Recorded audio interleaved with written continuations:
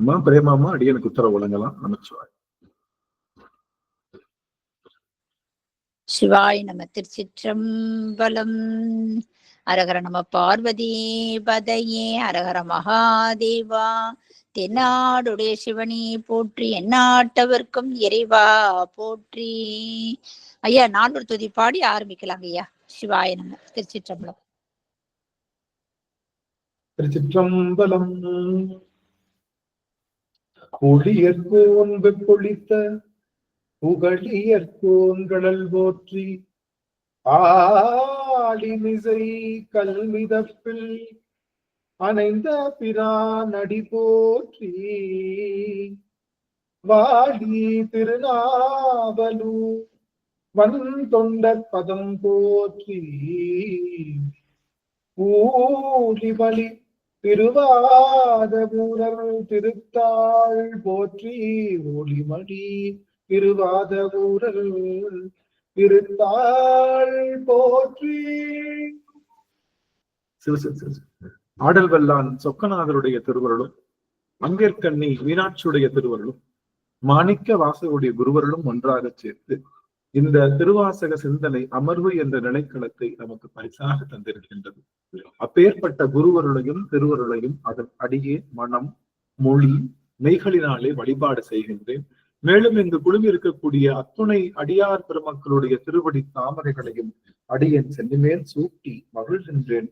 திருச்சிற்றம்பலம். சிவாய நம. சிவாய நம. சொக்கநாத வெண்பா.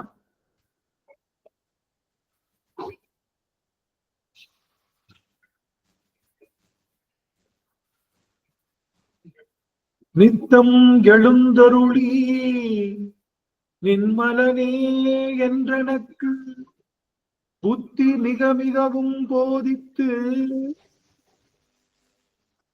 சித்தமயல் போக்குவாய் இன்ப சுக பூரணத்தில் இரண்டரவே ஆக்குவாய் சொக்கநாதா. சொக்கநாதா சொக்கநாதா சொக்கநாதா.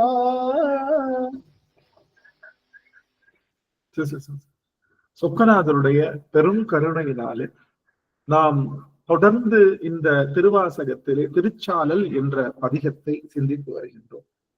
அந்த வேளையிலே இன்றைய தினம் நாம் சிந்திக்க இருக்கக்கூடிய பாடல் 11வது பாடல் சிந்திக்க இருக்கின்றோம். 11வது பாடலை நாம் சிந்திக்க இருக்கின்றோம்.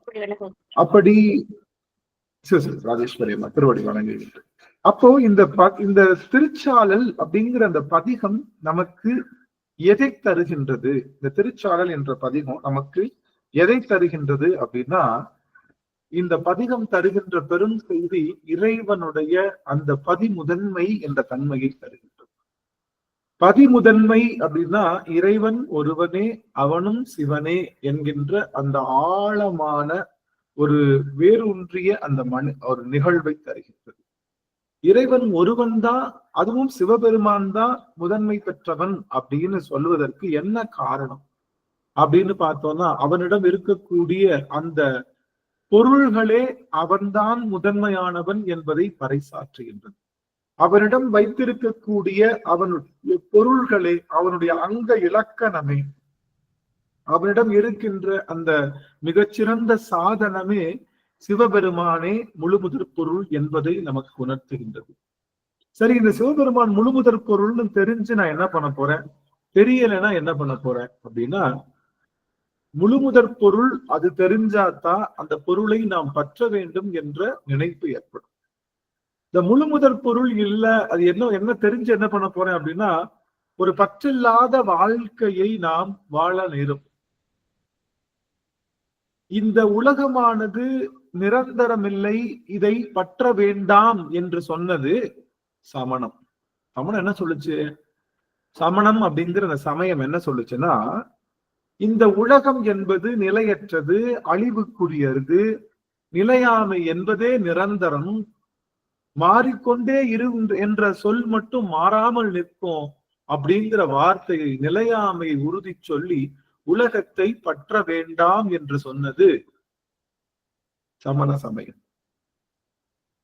சைவ சமயம் என்ன சொல்லுது? உன்னை செய்யாதீங்கன்னு யாரு வேணாலும் சொல்லிடலாம் இல்ல? வாய்ப்பு இருந்தா, எனக்கு யாருமே தெரியல, வாய்ப்பு இருந்தா அடியார்கள் எல்லாம் உங்களுடைய உங்களுடைய திருமுக தரிசனம் கொடுக்கலாம். வாய்ப்பு இருந்ததுன்னா உங்க எல்லாரையும் பார்க்க ஆசைப்படுறேன். மகிழ்ச்சி. திருவடி வணக்கம். ஆக இந்த நம்மளுடைய உங்களுக்கு பார்த்தோன்னே வழக்கம் போல நான் மறந்துடுவேன். சரஸ்வதி அம்மா மியூட் பண்ணிக்கலாம். எங்க விட்டேன் சாமி? எதை பற்றக்கூடாது என்று சொன்னது சமண சமயம். இதை பற்றாதீங்க அப்படின்னு சொல்லுச்சு, இதை பற்றாதீங்க அப்படின்னு சொல்லுச்சு. ஆனா நாம இதை செய்யாதீங்கன்னு சொல்லலாம்.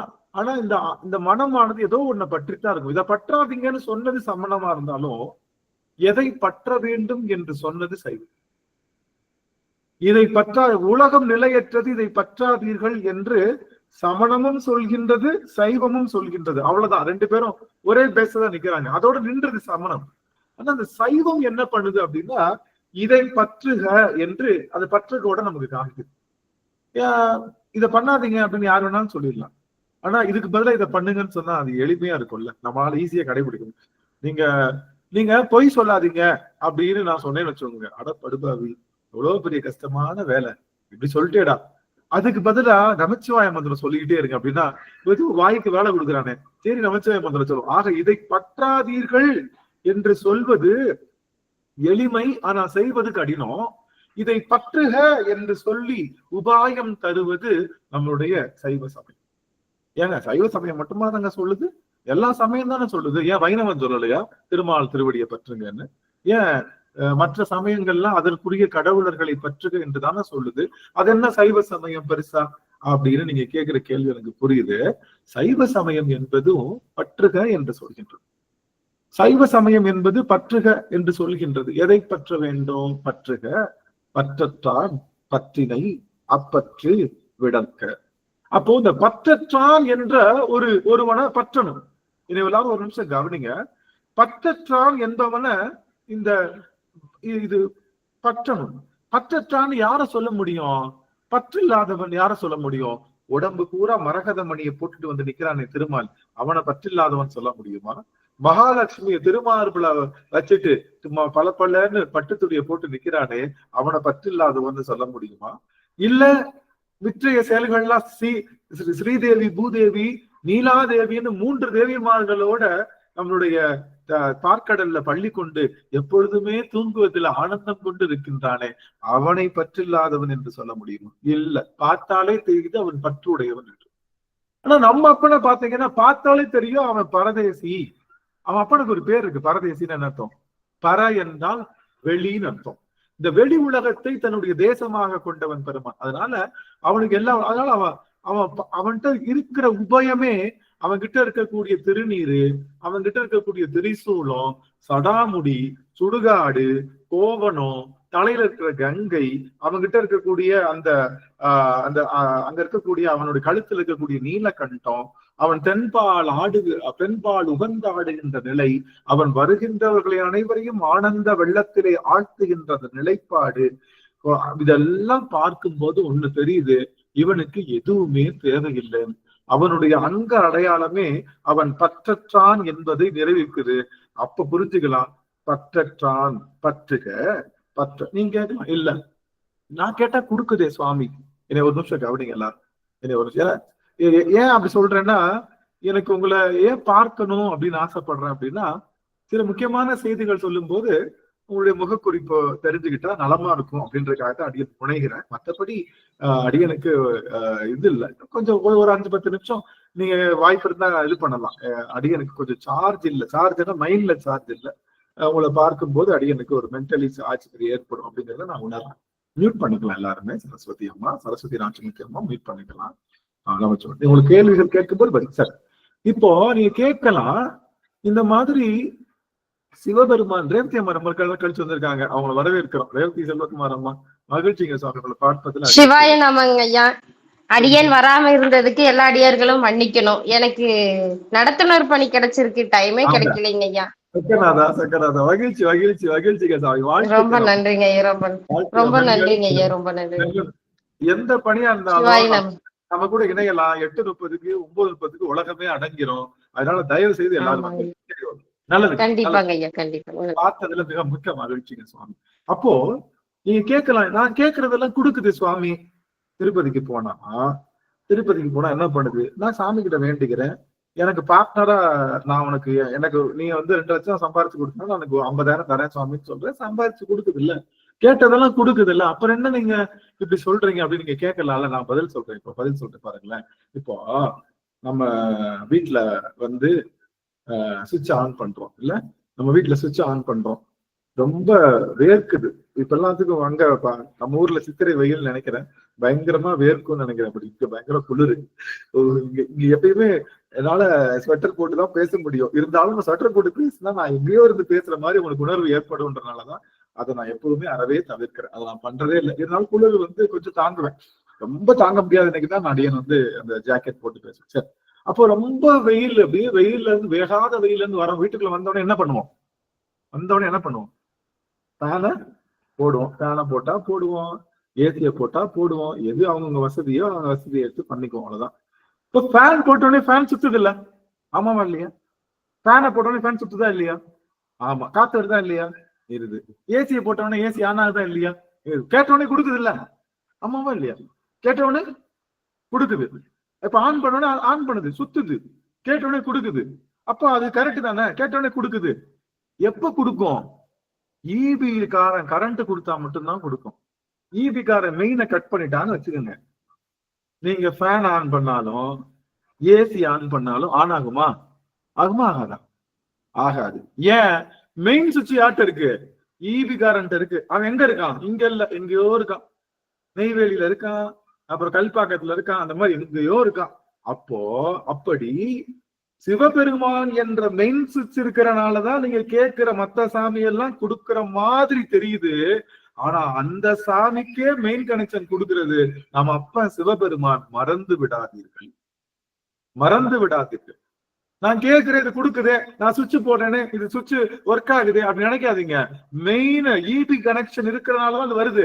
ஈபி கனெக்ஷன் இல்லைன்னா நீங்க என்னதான் பெரிய பெரிய சுவிட்ச் போட்டிருந்தாலும், என்னதான் ஏசி போட்டிருந்தாலும், என்னதான் பெரிய பெரிய ஃபேன் போட்டிருந்தாலும் அது ஒர்க் ஆகவே ஆகாது. அது போல எங்க அப்ப சிவபெருமான், நம்ம அப்ப சிவபெருமான் தான் எல்லா கடவுளர்களுக்கும் கனெக்ஷன் கொடுக்குறான். நாம அவங்ககிட்ட போய் கேட்கிறோம், சுவிட்ச் போட்டவொடனே சுத்துற மாதிரி தெரியுது. ஆனா அந்த கனெக்ஷனுக்கு ஆதிக்கு மூல காரணமா இருக்கிறது நம்ம அப்பன் சிவபெருமான் என்பதை மறந்து வருகிறார். நீங்க எங்க போனோடனே கிடைக்கிற மாதிரி தெரியுது, இல்ல, அவன் இருக்கான் அங்க அப்பன். அதனால இந்த சைவம் என்பது எதை பற்ற வேண்டும் என்று சொல்லி கொடுக்குது.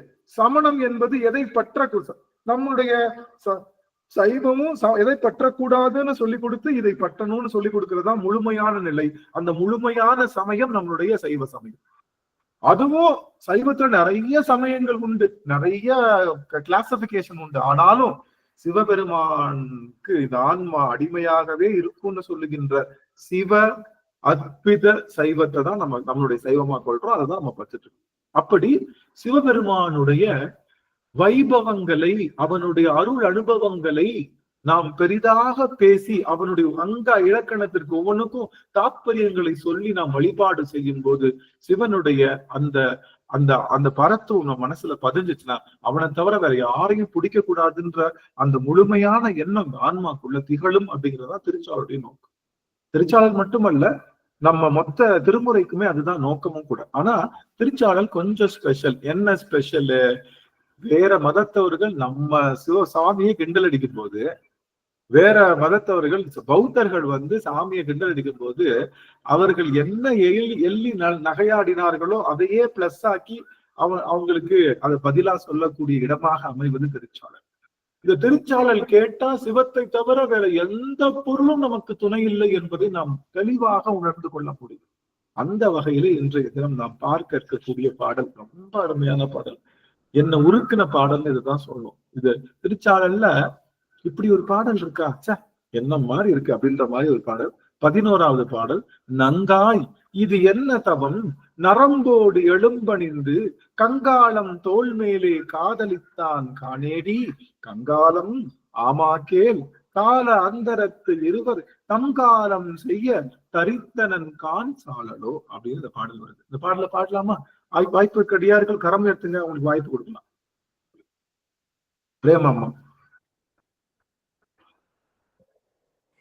சிவாய நம. திருச்சிற்றம்பலம்.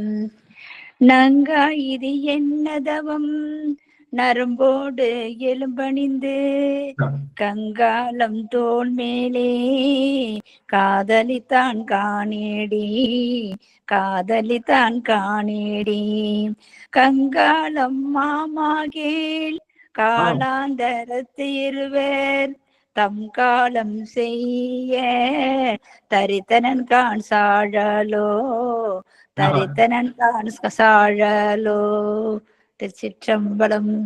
நன்றி நன்றி நன்றி. இன்னொருத்தருக்கு வாய்ப்பு. ஜானகி அம்மா கரம் உயர்த்தினாங்க, அவங்க கையே அங்கேயே வச்சு உயர்த்தினாங்க, அதை பார்த்தேன். அம்மா சுவாமி நீங்க பாடு. அம்மா. திருச்சிற்றம்பலம். திருவடி வணக்கங்க ஐயா. நங்காயது என்ன தவம் நரம்போடு எழும்பணிந்த கங்காலம் தோல் மேலே காதலித்தான் காணேடி காதலித்தான் காணேடி கங்காலம் மாமாக்கே காலாந்தரத்து இருவர் தங்காலம் செய்ய தரித்தனன் கான் சாழலோ தரித்தனன் கான் சாழலோ. நன்றிங்க ஐயா. அருமை அருமை அருமைங்க சுவாமி. நங்கா இது என்ன தவம் நரம்போடு எழும்பணிந்து கங்காலம் தோல் மேலே காதலித்தான் காணேடி காதலித்தான் காணேடி கங்காலம் மாமாக்கே காலகந்தர திருவர் தம் காலம் செய்ய தரித்தனன் கான் சாழலோ தரித்தனன் கான் சாழலோ. அப்பா நம்ம அப்பனுடைய அன்பை அப்படியே உருக்கி ஊத்துற இடம் இந்த திருவாசகம் அப்படின்ற இடத்துல இந்த இடம். எனக்கு சிவபெருமானுடைய அங்கங்களை நம்ம பார்க்கும்போது இந்த கழுத்துல அவன் கங்காலம் மாலை அப்படின்னா என்னன்னா எலும்புகளை முதுகெலும்பு அப்படியே கோர்த்து போட்டுக்கிறது பேர் கங்காலம் சொல்லும். தலை மண்டை ஒட்டு மாலை, அது பேர் கங்கால மாலைன்னு சொல்லுவோம். கங்காலம் அப்படின்னா என்னன்னா அந்த எலும்பு இருக்கு இல்லையா, நம்மளுடைய முதுகந்தண்டு எலும்பை கோர்த்து கழுத்துல போட்டுட்டு அந்த அந்த மாலைக்கு பேரு கங்கால மாலைன்னு பேர். கங்காளன் கங்காளன் பூசும் திருநீர் அப்படின்னு வரும் இல்லையா. கங்காளன் அப்படின்னா அந்த பெருமான் அந்த கழுத்துல மண்டையோடு மாலைகளை பூசி இருக்கக்கூடிய பெருமான். நான் மண்டையோட்டு மாலையை நான் பார்க்கும்போது நான் சின்ன வயசுல என்ன நினைச்சேன்னா, ஒருவேளை தப்பு செஞ்சவங்க எல்லாத்தையும் சாமி கழுத்தை துண்டா வெட்டி அவங்க எல்லாரையும் கழுத்துல மாலையா கோர்த்து போட்டுக்குச்சு அப்படின்னு நினைச்சேன். அப்போ சாமி எவ்வளவு கொடூரமா இருக்கு பாரு. யார் தப்பு பண்ணாலும் பார்த்து பயப்படுவேன். ஐயோ இந்த கழுத்துல எலும்பு மாலை போட்டுருக்கிறத பார்த்தா இது சரியான கொடூரமான சாமியா இருக்கும் போடைய, இதென்ன இப்படி இருக்கு அப்படின்னு சொல்லி. இன்னைக்கு பாத்தீங்கன்னா காசி, அதுக்கப்புறம் நம்ம இதுல நம்ம மக்கள் இப்ப போனாங்க இல்லையா, எனது அந்த சங்கமம் திருவேணி சங்கமம், அது கும்பமேளா நடந்தது இல்லையா, அங்கெல்லாம் பாத்தீங்கன்னா எல்லாரும் இந்த சிவன் மாதிரி வேஷம் போட்டு ஆடுறப்பெல்லாம் கழுத்துல அப்படியே இந்த கங்கால மாலை போட்டு அப்படியே ஆடி காட்டுவாங்க. அவங்க எல்லாம் நினைச்சிட்டு இருக்காங்க ஏதோ சுடுகாட்டுல இருக்கிற யாரோ ஒருத்தவங்க தலையை பிரிச்சு போட்டு சாமி போட்டிருக்கு, இல்ல யாரையோ தப்பு சொன்னவங்க எல்லாம் கொலை பண்ணி கழுத்துல போட்டிருக்கு அப்படின்னு அவங்க எல்லாம் நினைச்சிட்டு இருக்காங்க. ஆனா பெருமான் அந்த கங்கால மாலையை காதலித்து காதலித்து அடைந்திருக்கின்றோம். ஒரே ஒரு நிமிஷம் சாமி, அடியார்கள் கொஞ்சம் திருவந்தரத்தை சொல்லுங்க. இந்த ஒடியாங்க ஒரு நிமிஷம்.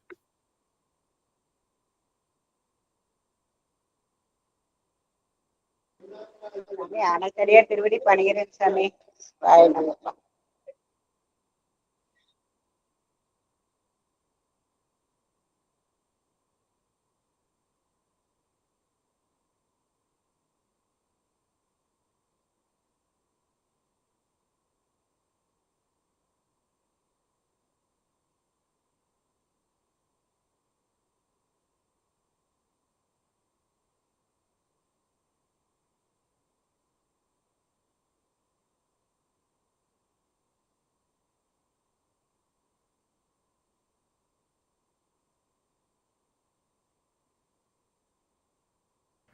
நமச்சிவாய் நமச்சிவாய் நமச்சிவாய். மன்னிக்கணும் சுவாமி. அப்போ நங்கா இது என்ன தவம் நரம்போடு எலும்பணிந்து கங்காளம் தோல் மேலே காதலித்தான் காணும். இவன் தோல்ல போட்டிருக்கானே இந்த தோல்ல இருக்கக்கூடிய மாலைகளை காதலித்து போட்டிருக்காங்க. இது என்ன தவம், இதுல என்ன இருக்கு? பார்த்தாலே பயமா இருக்கு. எலும்பு மாலை யாராவது கழுத்துல போட்டிருப்பாங்க? எலும்பு மாலை போட்டிருக்க சாமி யாராவது பாத்தீங்களா? காளி தேவி இவனுடைய மனைவி, அவளும் இவனை மாதிரியே, அதனால இவனுக்குரிய எல்லாமே அவளும் போட்டிருப்பான். அதனால அவளை விட்டுருங்க, காளியை விட்டுருங்க, அன்னை பராசக்தியை விட்டுருங்க. அன்னை பராசக்தியும் சிவபெருமானும் ஒண்ணுதான், நமக்கு தெரியும் இல்லையா? அது அவனுடைய கருணை தான். அவங்கள தவிர வேற யாராவது கழுத்துல இந்த கங்கால மாலை போட்டு பாத்துறீங்களா? யாராவது கழுத்துல கங்கால மாலை போட்டு கழுத்துல எலும்பு மாலை போட்டு யாராவது அணிந்த கடவுளர்கள் எங்கேயாவது பாத்துறீங்களா? இல்ல. இது சிவபெருமானுக்கு மட்டுமே உரிய ஒரு பெரும் சிறப்பு. அவனுக்கு மட்டும்தான் இந்த சிறப்பு இருக்க முடியும், வேற யாருக்கு இருக்க முடியாது. அப்போ எதுக்காக அவன் அப்படி போட்டிருக்கான் அப்படின்னா, இப்போ நாம கல்லூரிக்கு எல்லாம் போயிருக்கோம் இல்ல, கல்லூரிக்கு எல்லாம் போறோம். கல்லூரிக்கு போனா நமக்கு தெரியும் இல்லையா, இந்த மாதிரி உள்ள நம்ம பிரின்சிபல் ஆபீஸ்க்கு போனோம்னா போட்டிருப்பாங்க இல்ல, என்ன போட்டிருப்பாங்க, வரிசையா போட்டோ போட்டிருப்பாங்க. என்னது, 1957 இருந்து 60 வரைக்கும் இந்த பிரின்சிபல், 60ல இருந்து 65 வரைக்கும் இந்த பிரின்சிபல், 70ல இருந்து 75 வரைக்கும் இந்த பிரின்சிபல், வரிசையா பிரின்சிபலோட போட்டோஸ் போட்டிருப்பாங்க. போய் பார்த்துக்கலாம். கவர்மெண்ட் ஆபீசர்ல போட்டாலும் போய் பார்த்திருப்பாங்க. இந்த ஊராட்சி மன்றத்துக்கு போனீங்கன்னா இந்த வருஷம் வரைக்கும் இவர் தான் ஊராட்சி மன்ற தலைவரா இருந்தாரு, அடுத்த வருஷம் தான் அப்படின்னு வரிசையா எல்லாத்தையும் போட்டிருப்பாங்க. பாத்துருக்கீங்களா? அந்த மாதிரி போட்டிருப்பாங்க. அப்படி இப்ப என்ன அர்த்தம், வந்திருக்கவங்களுக்கு என்ன அர்த்தம் தெரியும்? அந்த பார்க்கும்போது என்ன தோணும், அந்த வரிசையா நம்மளோட போட்டோஸை பாக்குறப்ப என்ன தோணும், நாமளும் ஒரு நாள் இந்த மாதிரி போட்டோவா மாறுவோம், நமக்கும் இந்த ஆளுமை எல்லை முடிவு உண்டு. ஏன்னா நமக்கும் இப்ப ரிட்டையர்ட் ஆக போறப்பதானே ப்ரமோஷன் கிடைக்கும். அப்போ ஒரு 5 வருஷம் இருப்போம். ஆனா 5 வருஷம்ன்றது நிரந்தரம் கிடையாது. நம்மளும் 5 வருஷத்துல இறங்கிருவோம் அப்படிங்கிற செய்தியை தான் அது சொல்லுது. அது போல சிவபெருமான் என்ன பண்றான்னா, தன்னுடைய வேலைகள் எல்லாம் சரியா செய்யறாங்கல்ல. சிவபெருமான் வேலையை யாருக்கெல்லாம் சரியா செய்யறாங்க? சிவபெருமான் வேலை என்ன? சிவபெருமானுக்கு என்ன வேலை? அவனுக்கு என்ன வேலை? படைத்தல், காத்தல், அழித்தல், அருளல், மறைத்தல். ஆக ஆக ஆக சத்தனாதா அடி தூள் கிளப்புறாங்க செல்வரத்தியம்மா. ரொம்ப மகிழ்ச்சிங்க. இறைவனுக்கு படைத்தல், காத்தல், மறைத்தல், ஒடுக்குதல், அருளல் அப்படின்னு சொல்லுகின்ற 5 தொழில்கள் உண்டு. இந்த 3 தொழிலை தான் எல்லா சமயமும் சொல்லுது இல்ல. இந்த 3 தொழில் என்ன, சாமிக்கு என்ன, படைத்தல், காத்தல், அழித்தல், இந்த முத்தொழிலை பத்தி தான் எல்லா சமயமும் சொல்லுது. இந்த 3 தொழிலுமே எதுக்காக பண்றாரு அப்படின்னா, இந்த 3 தொழிலுமே உடம்புக்கு தான் பண்ண முடியும். ஏன்னா இந்த சடப்பொருளை தான் அழிக்க முடியும், படைக்க முடியும், காக்க முடியும். ஆனா இந்த அறிவு பொருளாக உள்ள இருக்கக்கூடிய ஆன்மா இருக்கு இல்லையா, அந்த ஆன்மாவுக்கு 2 தொழில் செய்யலாம். ஆன்மாவுக்கு 2 தொழில் பண்ண முடியும். இந்த உடம்பத்தான் படைக்க முடியும். இறைவன் ஆன்மாவை படைக்கவில்லை, அது எல்லாத்துக்கும் தெரியும் இல்லையா, நமக்கு ஃபண்டமெண்டலா தெரிஞ்சுக்குவோம். இறைவன் ஆன்மாவை படைக்கல. அப்ப யாரு படைச்சாதான்? ஆன்மா தான் தோன்றி. யாரு மாதிரி? சிவபெருமான் மாதிரி அது தான் தோன்றிதான். அது ஏன் ஆன்மாவா இருக்கு? அது கூட மறைப்பு கலந்துருக்கு, அதனால ஆன்மாவா இருக்கு. மறைப்பு எடுத்துட்டா அது என்னவாயிரும்? முழு முதல் சுடர் சோதியாக சிவத்தை அனுபவிக்கக்கூடிய ஆற்றலுடையதான் மாறிடும். அதனாலதான் ஆன்மாக்கள். இறைவன் மற்ற சமயங்கள் என்ன சொல்லுது? இறைவன் ஆன்மாவை படைச்சான்னு சொல்லுது. ஆமாவா இல்லையா? மற்ற சமயங்கள்லாம் இறைவன் ஆன்மாவை படைச்சான் அப்படின்னு சொல்லுது, உயிர்களை இறைவன் தான் படைச்சான் அப்படின்னு சொல்லுது. நாங்க கேட்கிற கேள்வி, இறைவன் உயிர்ல படைச்சான்னா ஏன் அவன் அவ்வளவு கேவலமா இருக்கான், இவன் இவ்வளவு கேவலமா இருக்கான்? ஏன் அவ்வளவு சாமிக்கு ஓட வஞ்சகமா? நம்ம படைக்கும் போதே கேவலமானா முகத்துல சொல்லல, குணத்துல அந்த குணத்துல அந்த மாற்றங்கள் இருக்கிறதுக்கான காரணம் எதுக்காக? ஏன் நல்ல குணத்தோடையும் தீய குணத்தோடையும் நல்ல விஷயங்களோடையும் வேற வேற நிலைப்பாடுகள் இறைவன் படைக்கிறாங்க? இறைவன் அப்படி படைக்கல. இறைவன் படைச்சிருந்தா எப்படி இருக்கும்? அது இறைவன் படைச்சிருந்தா அது எப்படி இருந்திருக்கும்? ரொம்ப சிறப்பா இருந்திருக்கும். ரொம்ப சிறப்பா, எந்த வித குறைகளும் இல்லாம இருந்திருக்கும். இது குறையோடு இருக்கிறத வச்சாலே தெரிஞ்சு போச்சு இறைவன் இத படைக்கல அப்படின்னு. நீங்க கேட்கலாம், கண்ணு குறைபாடுகளோட பறக்குறாங்கல்ல, அப்ப உடலைத்தானே இறைவன் படைக்கிறான்னு சொல்றீங்களே, இப்ப கண்ணு குறைபாடு, ஊனமுடையவர்கள் இப்படி எல்லாம் பிறக்கிறாங்களே, அப்ப அது இறைவன் தானே படைச்சிருக்காருன்னா ஆமா. அவர்கள் ஏற்கனவே போன பிறவியில என்ன கேட்டு வந்தார்களோ அதற்கு பொருளாக படைத்திருக்கார்கள். அதனால அரிது அரிது மானிடராய் பிறத்தல் அரிது, அதனினும் அரிது கூன் குருடு செவிடு தேடு நீங்கி பிறத்தல் அரிது, அதனினும் அரிது ஞானம் கல்வி நயத்தல் அரிது, அதனினும் அரிது தானம் தவம் தான் செய்தல் அரிது, தானம் தவம் தான் செய்தலாய் வானவர் நாடு வழி திறந்திடுமே. அதுதான் ஔவையாருடைய பாடல். அப்போ நாமெல்லாம் இன்னைக்கு நல்ல கண்களோட, நல்ல உடலோட, நல்ல மனத்தோட இருக்கோம், பிறந்திருக்கோம். அதுவே அரிது. ரெண்டாவது என்ன அரிது? ஞானம், கல்வி எல்லாரும் படிச்சிருக்கோமா இல்லையா? நம்மள யாரும் படிக்காம இல்ல. நம்ம அம்மா அப்பா எப்படியோ கஷ்டப்பட்டு நம்ம எல்லாத்தையும் படிக்க வச்சுட்டாங்க. ஞானம், கல்வி கூட கிடைச்சா பரவாயில்ல, ஞானமும் நமக்கு கிடைச்சிச்சு. என்ன ஞானம்? நம்மளுக்கு சிவபெருமான் தான் பெரியவன், திருவாசகம் தான் சிறந்ததுன்ற ஞானம் கிடைச்சிருச்சு. ஞானம், கல்வி நயத்தல் அறிது, நயத்தல். அதுக்கப்புறம் என்ன பண்றோம்? தானம், தவம், தான் செய்தல் அறிது. சில பேருக்கு ஞானம் இருக்கும், கல்வி இருக்கும், ஆனா என்ன பண்ண முடியாது? தானம் செய்ய கையில காசு வராது. 5 பைசா கையில இருக்க பாக்கெட்ல இருந்து எடுக்க மாட்டீங்க. எதுவுமே அந்த கையில இருந்து யாருக்காவது உதவணும்னு சொன்னா அந்த உதவி செய்கின்ற மனப்பான்மையே வராது. பயங்கர கல்விமானா இருப்பாங்க, பயங்கர ஞானமானா இருப்பாங்க, ஆனா அடுத்தவங்க உதவி செய்யணும்னா அது தன்னாலேயே வராது. அந்த மாதிரி அந்த தானம் செய்ய முடியாது. தவம் அப்படின்னா என்னன்னா, தவம் அப்படின்னா ஒற்றை பொருளை இறுகப்பற்றதுக்கு பேர் தான் தவம். ஒரு பொருளை இறுகப்பற்றது. இத இல்லறத்திலையும் தவம் உண்டு, அருள்லையும் தவம் உண்டு. தன்னுடைய கணவன் ஒருவனை மட்டும் பிடிச்சா அது தவம் தான். தன்னுடைய மனைவி ஒருவனை மட்டும் பிடிச்சா அது தவம் தான். அந்த தவம் தான் முதல் தவம். முதல்ல இல்லறத்துல அதுதான் தவம். இல்ல நான் மல்டிபிள் அஃபேர்ஸ் இருக்கு அப்படின்னு சொன்னா அங்கேயே தவம் போயிடுது. அந்த மாதிரி எல்லாம் இல்லாம பெருமான் நம்மள ஒற்றை பொருளை பிடிக்க வச்சிருக்காரு. அதுவே பெரியது. அதுக்கும் மேல சிவபெருமான் ஒருவன் தான் இறைவன் சொல்லி ஒரு காலத்துல வழிபாடு செஞ்சோம். என்ன பண்ணோம்?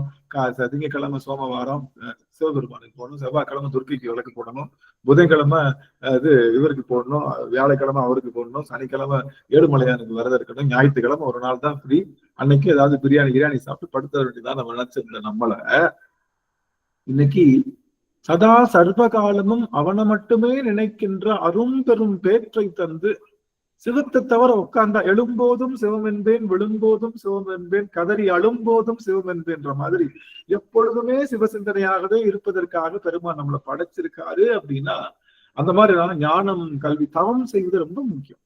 இந்த தவம் என்பது ஒற்றை பொருளை இறுகப்பற்றுவதுதான் தவம். அதனாலதான் சொன்னாரு, என்னை நன்றாக படைத்தனன் தன்னை மாத்தி சொல்றேன், கரெக்டா சொல்றேன்னா தப்பா சொல்றேன். என்னை நன்றாக படைத்தனன் தன்னை நன்றாக தமிழ் செய்யுமாறே அப்படின்னு திருமூலர் சொன்னார் இல்லையா? அந்த மாதிரி நன்றாக அங்க தமிழ்ன்ற வார்த்தைக்கு தவம்னு ஒரு வார்த்தை உண்டு. நல்லா கவனிங்க. தமிழுக்கு என்ன வார்த்தை? தமிழுக்கு என்ன அர்த்தம்? தமிழுக்கு நிறைய பொருள் உண்டு. தமிழுக்கு மங்களம்னு பொருள் உண்டு, தமிழுக்கு இளமைன்னு, தமிழுக்கு அமுதென்று பேசுவார்கள். அது மாதிரி தமிழுக்கு அமுது, தமிழுக்கு இளமை, வளமை, குன்றாத செல்வம் அப்படின்னு ஒரு 50 விதமான மங்கள சொல் தமிழுக்கு உண்டாது. தமிழ்ல தவம், தன்னை நன்றாக தமிழ் செய்யுமாறே. தமிழ்ல எழுத வைக்கலன்னு சொன்னார். நல்லா நம்ம நினைச்சிட்டு இருக்கோம். திருமூலர் என்ன சொல்லியிருக்காருன்னா, என்னை நன்றாக படைத்தனன் தன்னை நன்றாக தமிழ் செய்யுமானா, ஓ அவனை பத்தி தமிழ்ல எழுதுறதுக்காக என்ன படைச்சிருக்கான். இல்ல, தமிழுக்கு என்ன அர்த்தம்னா தவம்னு அர்த்தம். தமிழுக்கு என்ன அர்த்தம்? தமிழுக்கு தவம் என்ற அர்த்தம் உண்டு. நீங்க பாத்தீங்கன்னா இந்த தா அப்படின்ற வார்த்தை எழுத்து எத்தனாவது எழுத்தா வரும்? தா, ஞா, சா, இக்கு, இங்கு, இச்சு, இஞ்சு, இட்டு, இன்னு, இத்து. எத்தனாவது எழுத்து? ஏழாவது எழுத்து. எல்லாத்துக்கும் 6 அறிவு உண்டு. நாம் எல்லாருக்கும் 6 அறிவு உண்டு. அந்த 6 அறிவுடைய பொருள் 7வது அறிவு என்று சொல்லுகின்ற அறிவு என்னன்னா, அந்த 6 அறிவுடைய பொருள் 6 அறிவுனா பகுத்தறிவது பேர் 6ஆம் அறிவு. அந்த பகுத்ததுல தொகுத்து நிற்பது பேர் 7ஆம் அறிவு. புரியுதுங்களா? எனக்கு கவனிங்க எல்லாரும் நிமிஷம். பகுத்து அறிவது 6ஆம் அறிவு. எது நல்லது கெட்டதுன்னு பகுத்தறியும். பகுத்ததுல நல்லதை மட்டும் பிடிச்சி தொங்குனா அது என்னது? அது தொகுத்தறிவுன்னு அர்த்தம். பகுத்து அறிந்தது 6ஆம் அறிவு. இது நல்லது இது கெட்டதுன்னு தெரிஞ்சிருச்சு. ஆனாலும் இது என்ன செய்யும்? கெட்டதை தான் போய் தொங்கிட்டு இருக்கும். இல்ல, நம்ம அப்படிதான். நமக்கு நல்லதுன்னு தெரியும், கெட்டது தெரியும். ஆனா எது பிடிக்கும்? கெட்டது பிடிக்கும்ல. எனக்கு சில சமயம் இந்த காசிப்னு சொல்லுவாங்கல்ல, காசிப் பேசுறது பாத்திருக்கீங்களா? காசிப் கேள்விப்பட்டிருக்கீங்களா? இந்த புறம் பேசுதல்னு சொல்லுவாங்கல்ல, அதெல்லாம் பேசுறப்போ எனக்கு வாயில அப்படியே எள்ளுருண்டையும் கடல உருண்டையும் போட்டு தின்னா எப்படி இருக்கும் அந்த மாதிரி இருக்கும். அப்படி இருக்கும். புறம் பேசுறதுல ஒரு பெரிய டேஸ்ட். அப்படி அவங்க எப்படி இவங்க எப்படி, அவங்க அப்படி ஆக்கும் இவங்க எப்படி ஆக்கும்னு சொல்லணும் அப்படின்னா அவ்வளவு டேஸ்டா இருக்கும். நான் நினைப்பேன், சார் என்னதான் நம்ம பக்கோடா சாப்பிட்டாலும், எள்ளுருண்டை சாப்பிட்டாலும், லட்டு சாப்பிட்டாலும் மணக்கல, வாய் மணக்கல, மனசு நிறையல. ஆனா இன்னொருத்தவங்களை பத்தி புறம் பேசினா என்னமா இருக்குது வாய். திருப்புகழை பாட வாய் மணக்கும் வாய் இனிக்கும் சொல்றாரோ என்னவோ தெரியல, ஆனா புறம் பேசினா மட்டும் நல்லா இருக்குது அப்படின்னு சில சமயம் நிறைய நானே நொந்துக்குவேன். நான் பேசாத ஆள் இல்ல, பேசியிருக்கேன், நான் சும்மா சொல்றேன். அதனால அப்போ இந்த புறம் பேசுறதுன்றதுல தவறுன்னு தெரிஞ்சாலும் அதை போய் என்ன பண்ணும் மனசு, அப்படியே பிடிச்சுக்கும். அது பேரு தவம் அல்ல, பகுத்து அறிந்திருக்கு. அப்ப அது என்ன அறிவுல நிக்குது? அது 6ஆம் அறிவுல தான் நிக்குது. சொல்ல போனா அது 5ஆம் அறிவு. இப்போ நல்லது கெட்டதை பிரிச்சு திரும்ப நல்லதை மட்டும் பிடிச்சுக்கிட்டா அது என்னது? நல்லதை மட்டும் பிடிச்சுக்கிட்டா அது என்னது? அதுதான் 6ஆம் அறிவு. அந்த நல்லதை பிடிச்சிட்டு நல்லதை எடுத்துட்டு அதுலயே தொங்குனா அது தொகுத்தறிவு, அது 7ஆம் அறிவுன்னு அர்த்தம். 7ஆம் அறிவு, அதுதான் 7ஆம் அறிவு. நல்லா கவனிங்க. இப்போ நீங்க பாத்துறீங்களா, இந்த வீட்டுல எல்லாம் எலிக்கு உள்ளுக்குள்ள ஒரு டிராப் வைப்போம்ல, பாத்துறீங்களா? பாக்கலையா? பாத்துறீங்களா? எலிக்கு உள்ளுக்குள்ள டிராப் வைப்போம்ல, எலி பொறியில் வைப்போம். அதுக்குள்ள என்ன வைப்போம்? தொங்க வர்றது என்ன வைப்போம்? எலி பொறிக்குள்ள என்ன வைப்போம்? தேங்காய் தேங்காய். வேற வடை. சரி, அது பிடிச்சதெல்லாம் வைப்போம். அதுக்கு தேங்காய் வைப்போம், வடை வைப்போம், இதெல்லாம் பிடிச்சு வைப்போம். அது என்ன பண்ணும்? ஒருவருன்னு போயிட்டு அதை இழுத்துட்டு என்ன பண்ணும்? டப்புன்னு மூடிடும் இல்ல? மூடிடும். மூடின உடனே அதை சுத்தி எலிகள் எல்லாம் சுத்திட்டே வந்துருக்கும்ல. இப்ப இது உள்ளுக்குள்ள சித்தப்பா எலி மாட்டிக்கிச்சுன்னு வச்சுக்கோங்க. சித்தப்பாவோட ஒண்ணு விட்ட எலி, மாமா எலி, அத்தை எலி, அது எல்லா எலியும் பார்த்துட்டே தான் இருக்கும். பார்த்துட்டே இருக்கும். இந்த எலியை பிடிச்சு வெளியே போட்டுருவாங்களோ என்னமோ பண்ணிடுவாங்களோ. பண்ண முடிச்சதுக்கு அப்புறம் மறுநாள் என்ன பண்ணும்? நேத்தான சித்தப்பா எலி மாட்டுச்சு அதுக்குள்ள போய். மறுநாள் அது என்ன பண்ணிருந்திருக்கணும்? எலி, ஐயோ இதுக்குள்ள போனா மாட்டிக்கோமே, நம்ம போக கூடாதுன்னு நினைக்காம திரும்ப அத்தை எலி அதுக்குள்ள போய் அதே வடையை எடுத்து மாட்டிக்கும். பாத்தீங்களா? பாக்கல? இது உண்மையா? உண்மைதானே? அந்த எலிக்கு அப்ப எத்தனை அறிவு இருக்கு? எலிக்கு 5 அறிவு தான் இருக்கு. அப்போ பகுத்து அறிவு தெரியல, பகுத்தறிய தெரியல. இது நல்லது கெட்டதுன்னு அதுக்கு தெரியல, போய் மாட்டிக்குச்சு. நாம பகுத்து அறியறோம். நல்லா கவனிங்க, இது நல்லது கெட்டதுன்னு பகுத்தறியறோம். 6வது அறிவு வேலை செய்யுது. திரும்ப எங்க வந்துடுறோம்? இந்த எலி திரும்ப தேங்காய் பத்திக்குள்ள போன மாதிரி நம்மளும் தேங்காய் பத்திக்குள்ள வந்துடும். அப்ப எத்தனாவது அறிவு நம்மளுக்கு? எத்தனை அறிவு? 5 அறிவு. இந்த சமயம் மூக்கு ஸ்மெல்லு வரமாட்டேதுப்பா, என்ன சமைச்சாலும் மூக்கு ஸ்மெல் போயிடுச்சுன்னா 4 அறிவாயி போயிடும். கண்ணு கொய்யின்னு மஞ்சளா தெரியுதுப்பா, ஒண்ணுமே தெரிய மாட்டேங்குதுப்பான்னு எத்தனாவது? 3வது அறிவா போயிடும். எப்பா இந்த பக்கம் வந்து பேசுப்பா, காது கேட்கலன்னா 2வது அறிவாயிரும். தொட்டா தெரிய மாட்டேங்குது, உணர்ச்சி இல்ல. காய் 5 நிமிஷம் உட்கார்ந்து இருந்தா காலெல்லாம் மதன்னு ஆயிப்போச்சு, தொட்டா எதுவும் தெரியல அப்படின்னு பார்த்தா 2 அறிவு தான். இப்படியே போச்சுன்னு வச்சவங்க மைனஸ்ல போகும் அறிவு. வைரஸ்ல நாம தான் கொடுக்கணும் அறிவை. அந்த மாதிரி நம்முடைய அறிவு வேலை செய்து. ஆனா அறிவு எப்படி இருக்கணும்? 7ஆம் அறிவு இருக்கணும். இந்த 7ஆம் அறிவு இருக்கக்கூடிய இனம் எதுனா தமிழ் இனம் தான்.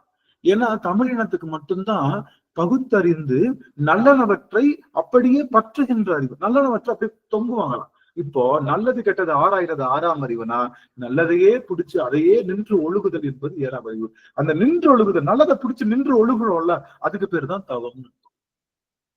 புரியுதுங்களா? நல்லதை பிடிச்சு அப்படியே நின்று ஒழுகுறோம் இல்லையா, அறத்துல நின்று ஒழுகுறோம். நல்லதை பிடிச்சு நின்று ஒழுகுறதுக்கு பேரு 7ஆம் அறிவுன்னு சொல்லுவோம். அந்த 7ஆம் அறிவுக்கு நாம 7ஆம் அறிவுல அமிழ்வது. நல்லா கவனிங்க, நல்லா என்ன கவனிங்க, ஒரு நிமிஷம் முக்கியமா. தவத்தில் அமிழ்வதுதான் தமிழ். தவத்தில் அமிழ்வதுதான் தமிழ். எது நமக்கு தமிழுக்கு என்ன அர்த்தம்? தவத்தில் அமிழ், அதுதான் என்னது? தமிழ். தமிழுக்கு என்ன அர்த்தம்? தவத்தில் அமிழ். தவம்னா என்ன? என்ன தவம்? என்ன? தவத்துக்கு ஒரே பொருளை இருக்குமா பிடிக்கிறது இருக்கப்பட்டது. இன்னொரு தவத்துக்கு என்ன? தவம் பார்க்க எப்படி இருக்கும்னு சொல்றாரு. யாரு தவத்தை யாராவது பாத்துறீங்களா? தவத்தை பார்க்க முடியுமா? தவத்துக்கு உருவம் இருக்குன்றாரு. யாரு? வள்ளுவர் சொல்றாரு தவத்துக்கு உருவம் இருக்கு. என்ன தவத்துக்கு உருவம் அப்படின்னா, உற்ற நோய் நோன்றல், உயிருக்கு ஊறுகண் செய்யாமை, அற்றே தவத்தின் உரு. எது உங்களுக்கு தவம்னா என்ன தெரியுமா? உங்களுக்கு வந்த வழியை முழுங்கணும். ஐயோ அம்மா சாமி எனக்கு முடியல அப்படின்னு கதறக்கூடாது. நமக்கு வருகின்ற வழிகளை முழுங்கணும். யார் முழுங்குனா? ஒரு நிமிஷம்.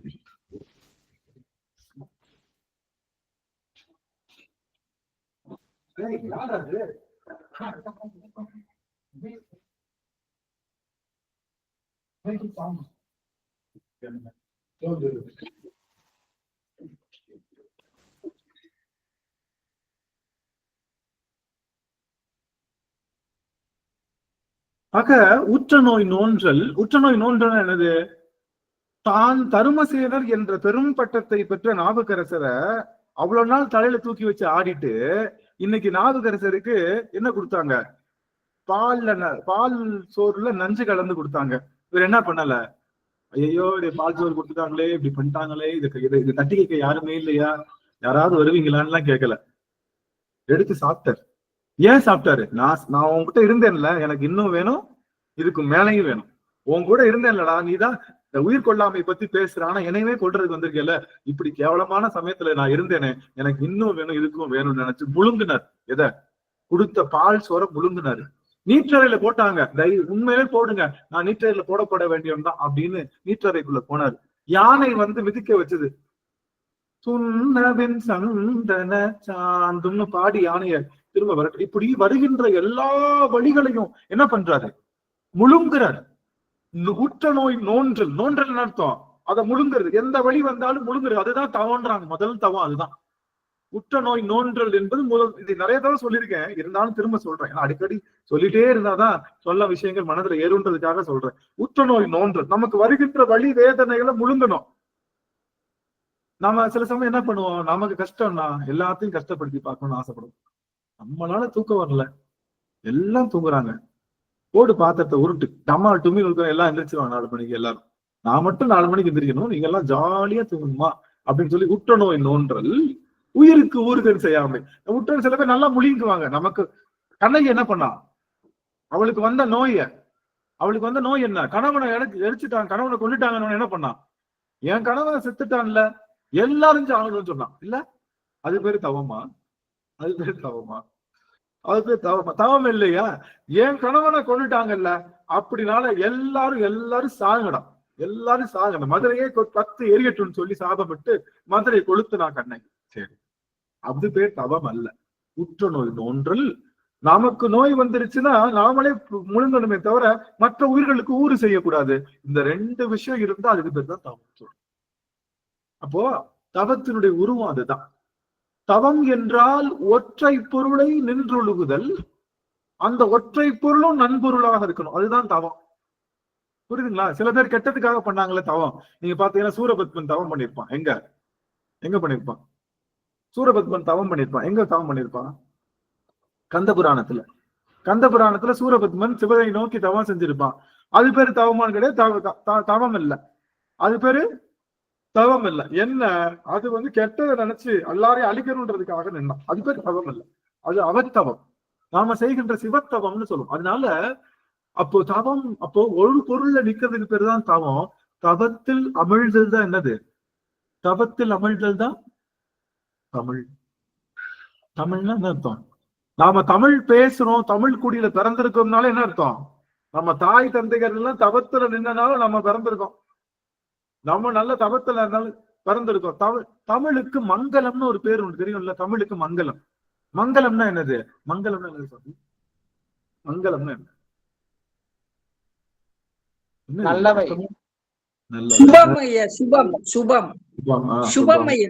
சுபமா. சரி, வேற மங்களம்னா என்னது? சிவத்துக்கும் மங்களம்னு பேருங்க ஐயா. சிவத்துக்கும் மங்களம்னு பேரு. சிவத்துக்கும் மங்களம்னு பேரு. மங்களம்னா என்னது? மங்களம்னா என்னது? நிலையானதுக்கு மங்களம். மங்களமா இருக்கிறேன்னு சொல்லுவாங்கல்ல, அழகா இருக்கிறேன்னு சொல்லுவாங்க. மங்களம். இதுக்கும் நான் திருவள்ளுவர் தான் கூப்பிடுறேன். ஆனா திருவள்ளுவர் எல்லா செல்வமும் சேர்ந்து மங்களம். சரி, நாம தீமை இல்லாததுங்க ஐயா. தீமை இல்லாத, கெடுதலும் இல்லாதது. 2 மங்களம் இருக்கு ஐயா. சொல்லுங்கம்மா. 2 மங்களம் இருக்குங்க. என்ன 2 மங்களம். சின்ன எழுத்து சின்னலா போட்டு மங்களம், பெரியலா போட்டு மங்களம்.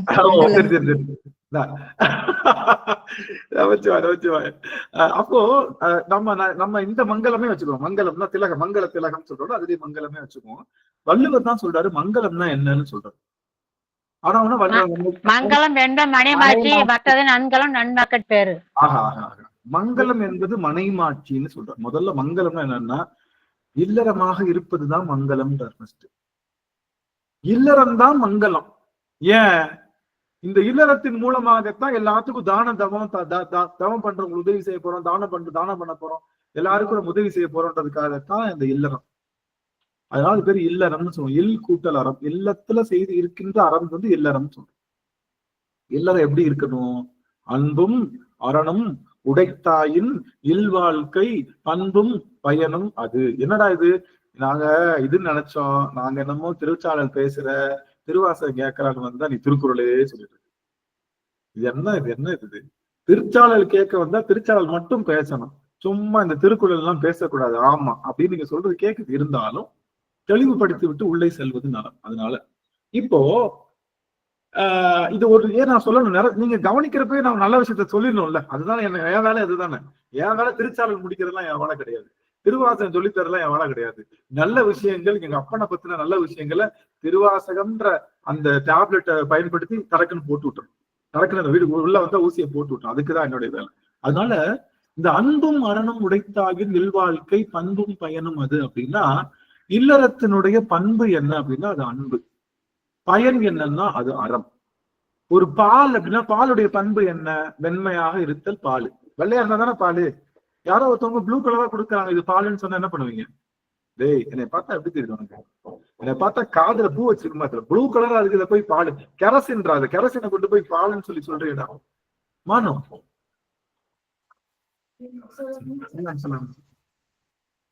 அப்போ மன்னிக்கணும், நீங்க இந்த பாச திடீர்னு யாரும் கருத்து போன இன்னொரு பாச பேசிட்டு ஆக இந்த பால் என்பது ப்ளூ கலரா இருந்தா அது பால் இல்ல. அது பார்க்க பண்பு என்ன? வெண்மையா இருக்கணும். அது குடிச்சா எப்படி இருக்கணும்? சரி, வெள்ளையா இருக்கு, குடிச்சு பார்த்தா டேப்லெட் ஸ்மெல் வருது, டேப்லெட் மாதிரி கசக்குதுன்னு என்ன அர்த்தம்? அது பால் இல்ல, பினாயில்னு அர்த்தம். அது பால் இல்ல, பினாயில்னு அர்த்தம். அப்படித்தானே? வெள்ளையா இருக்கு, குடிச்சு பார்த்தா டேப்லெட் மாதிரி கசக்குதுன்னா, ஏய் அப்ப நீ பினாயில குடிச்சிருக்க, கரெக்ட் தானே அப்படின்னு எனக்கு பாக்குற கேள்வி இருக்குது. நான் குடிச்சிருக்கேன், எல்லாத்தையுமே குடிச்சிருக்கேன். அதனால பினாயில் வந்து ஒரு நாள் டேஸ்ட் பண்ணி பார்த்தேன். இதான் இருக்குது, சின்ன வயசுல ஏதாவது வச்சிருந்தாங்கன்னா டேஸ்ட் எல்லாம் பண்ணி பார்ப்பேன். எல்லாத்தையும் பினாயில் டேஸ்ட் பண்றது, கெரசினை டேஸ்ட் பண்றது, எல்லாத்தையும் டேஸ்ட் பண்றது. அது மாதிரி ஒரு ஆள் சின்ன வயசுல. இப்ப இல்ல, நீங்க சொல்றத பார்த்தா இப்ப எப்பெல்லாம் பசிக்கு வீட்டுல பாடிலாட்டி நான் இல்ல காபி போட்டு குடிச்சிருவோம் போலயே ஆனந்து அப்படின்னு நீங்க எல்லாரும் இதை பத்தி நினைக்கிறது புரியுது. அது மாதிரிலாம் கிடையாது, அது மாதிரிலாம் கிடையாது. சரி, அப்போ அந்த பால் என்பது பண்பு வெண்மையாக இருக்கணும், அதே சமயத்துல குடிச்சா தித்திப்பா இருக்கணும். கறந்த பால் கண்ணலோடு நெய் கலந்தார் போல சிறந்தடியார் சிந்தனையில் தேனூரி நின்று அப்படின்னு சொல்வது போல, அங்க கறந்த பாலுக்கு ஒரு சின்ன இனிப்பு தித்திப்பு இருக்கும். அப்படி இருக்கணும். அப்படி இருந்தாதான் பால். அதை விட்டுட்டு இப்ப அதுதான் பாலினுடைய அதனுடைய பயன் என்ன? பாலினுடைய பயன் என்ன? பாலினுடைய பயன் என்ன சுவாமி? என்ன அது எதுக்காக பயன்படுத்துறோம் பாலை? சத்துங்க ஐயா. சத்து. வேற பசியாற்றுதல். அது குடிச்சா குழந்தைங்களுக்கு பசியாறும். அதுதான் பாலினுடைய பயன். அப்போ பால் என்பது வெண்மையா இருக்கணும், தித்திப்பா இருக்கணும், அதனுடைய பண்பு. பயன் என்பது என்னன்னா அது பசியாத்தணும், அதுதான் பயன். நான் பால் பார்க்க நல்லா இருக்கு, தித்திப்பா இருக்கு, குடிச்ச உடனே வயிற்ற கலக்கி எனக்கு வாந்தி வருதுன்னு என்ன அர்த்தம்? அது பால் இல்ல, உள்ளுக்குள்ள ஏதோ கெமிக்கல் பலந்திருக்காங்கன்னு அர்த்தம், ஏதோ பிரிசர்வேட்டிவ் போட்டு எனக்கு. அப்போ பால் தன்னுடைய பயனை இழந்து விட்டது. நல்லா கவனி, முக்கியமான செய்தி. ஆக இந்த குடும்பம்ன்றது பாக்குறதுக்கு எப்படி இருக்கணும்? அதனுடைய பண்பு எப்படி இருக்கணும்? அன்புதான் பண்பு. எல்லார்ட்டையும் அன்பா பேசணும், அதுதான் குடும்பத்தினுடைய முதல் பண்பு.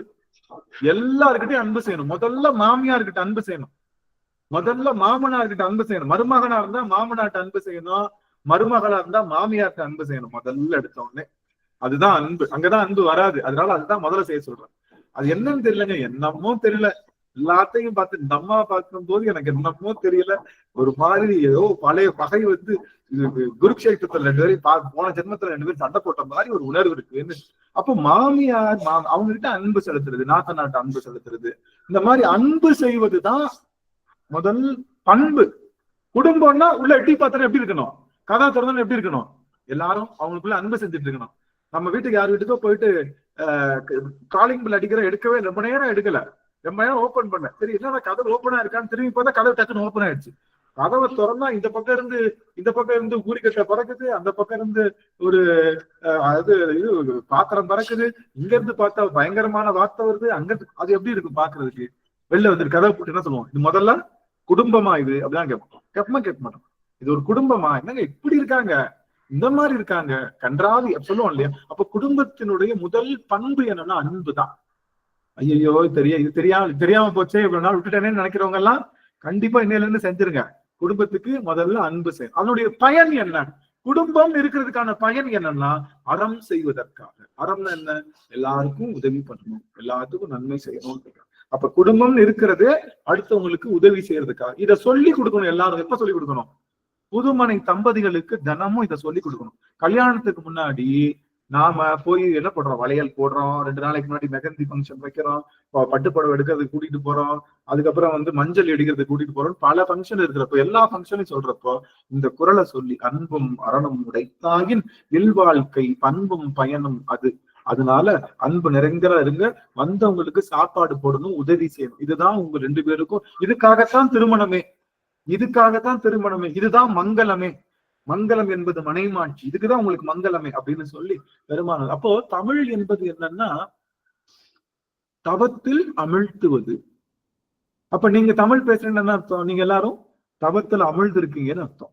இந்த தவத்தில் அமிழ்தல் என்பது சிவத்தை ஒன்றுபட்டு அந்த ஒரு பொருளை பிடிக்கிறதுக்கு பேர் தான் தவம். நீங்க மத்த எல்லா தவமும் அவத்தவம் தான். இல்ல நான் நல்லா படிக்கணுங்க, நான் நல்லா படிச்சு நல்ல மார்க் வாங்கணும் அப்படின்னு சொல்லிட்டு நைட்டு பூரா முழிச்சு படிக்கிறான்ல, அதுவும் தவம் தான். அது என்ன தவம்? அவத்தவம். அது அழிஞ்சு போற தவம். ஐஏஎஸ் படிக்கிறேன், அந்த ஸ்ட்ரீட் லைட் கீழே இருந்து படிச்சேன், இந்த ஸ்ட்ரீட் லைட்ல படிச்சேன், ரொம்ப கஷ்டப்பட்டேன், பிரிலிம்ஸ் பாஸ் பண்றதுக்கு ரொம்ப கஷ்டப்பட்டேன் அப்படிலாம் சொன்னா அது என்ன தவம்னா அது அவத்தவம். அந்த அவத்தவம் ஏன் அதெல்லாம் சொன்னா அதுவும் தவம் தான். ஆனா அந்த தவத்தினுடைய பயன் அழித்து போகும். ஐஏஎஸ் ஆனா இந்த உடம்பு போன உடனே ஐஏஎஸ் போறானா சொல்லுவான், இந்த போது பாரு வெளில கொஞ்சம் தண்ணி இருந்தா தயவுசெய்து வாசல ஊத்து, போற இதுதான் தண்ணின்னு கேட்டுற போகுது என்ன பண்ணுவோம், யாராவது போனா அந்த வாசல்ல தண்ணி, அது ஒரு மரியாதைக்காக ஊத்துறது. அப்போ அது வெறும் உடம்பு பிணமாக போகுது, அது போய் இந்த தவம். ஆனா அழியாத தவம், இறப்பில்லாத தவம் எது? சிவத்தவம் தான். சிவத்தவம் மட்டும் கவனிக்கல ஒரு நிமிஷம். இந்த சிவத்தவம் மட்டும் ஒரு பிறவியில ஒரு தடவை செஞ்சுட்டீங்கன்னா பிக்சட் டெபாசிட், என்னைக்குமே அழியாது. ஒரு தடவை ஒரு பிறவியில செஞ்சுட்டீங்கன்னா பிக்சட் டெபாசிட் என்னைக்குமே அழியாது. அதோட இன்ட்ரெஸ்ட்டை மட்டும் எப்பயுமே எடுத்துக்கலாம். நீங்க மற்ற தவம்லாம் செஞ்சீங்கன்னா என்ன ஆகும்? அந்த தவ வலிமை குன்றிடும். அது எடுத்தவொடனே அது என்ன ஆகும்? எடுத்தவொடனே அது திரும்ப வித்துட்டா ஆயிடும், அது திரும்ப அதனுடைய விஷயம் போயிடும். ஆனா சிவத்தவம் மட்டும் என்னாச்சுன்னா இறப்பில்லாத தவம். அதுக்கு சாவே கிடையாது. சிவபெருமானுக்கு சாவு இல்லாதனால சிவபெருமானுக்கு செய்கின்ற தவமும் இறப்பு இல்லை. தெரியாதனமா இன்னைக்கு என்ன பண்றீங்க? கையில இருந்து ஒரு மலர் எடுத்து சிவபெருமானுக்கு போட்டீங்கன்னு வச்சுக்கோங்களேன், இன்னைக்கு தெரியாதனமா ஒரு சிவபெருமான் அந்த ஒரு தவம், அந்த தவத்தினுடைய தன்மை நீங்க இனிமே பிறவி எடுத்தீங்கன்னா வரும். எல்லா பிறவிக்கும் அந்த நீங்க போட்ட ஒரு பூவுக்கான தவ பயன் வந்துட்டு இருக்கும். தெரியாம நமச்சிவாய சொல்றீங்க, கோவில் எழுதி போட்டிருப்பாங்க பாத்தீங்களா, சிவன் எழுதியிருப்பாங்க. நம்மளே அறியாம போறப்ப நம்ம மனசு என்ன படிக்கும்? கோவில போட்டிருப்பாங்க, நம்மளே அறியாம அதை பாக்குறப்ப என்ன படிக்கும்? சிவன் படிக்கும். நான் என்னுடைய வைஃபை இருக்குல்ல, என்னோட வைஃபைக்கு என்ன தெரியுமா நேம் கொடுத்துருவேன்? நமச்சிவாய அப்படின்னு நேம் கொடுத்துருவேன். இங்கே எத்தியோப்பியாலேயே அப்ப யாராவது போறப்ப அவன் தெரியாதனமா என்ன பண்ணுவான்? வைஃபைய பாக்குறப்போ நமச்சிவாயன் படிச்சிருவான்ல, தெரியாதனமா படிச்சா அவனுக்கு நமச்சிவாய படிச்சுட்டான், அவனுக்கு ஒரு பலன் கிடைச்சிரும்ல.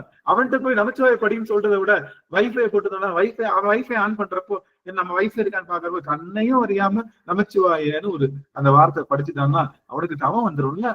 அதனாலதான் தெருவில் எழுதி போட்டிருப்பாங்க நமச்சிவாய.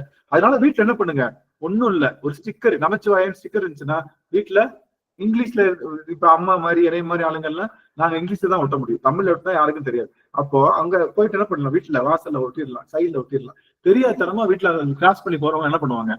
நமச்சிவாயன் படிச்சுப்போம். யாருனால படிச்சாங்க? அம்மா எழுதியிருக்காங்க வீடு பூரா. அம்மா நம்ம பிரேமா வீடு பூரா வாசகமே எழுதிருவாங்க, ஜிவ ஜிவ ஜிவ ஜிவ ஜிவ ஜிவ வீடே கோவில். அப்போ அருமைங்க சுவாமி.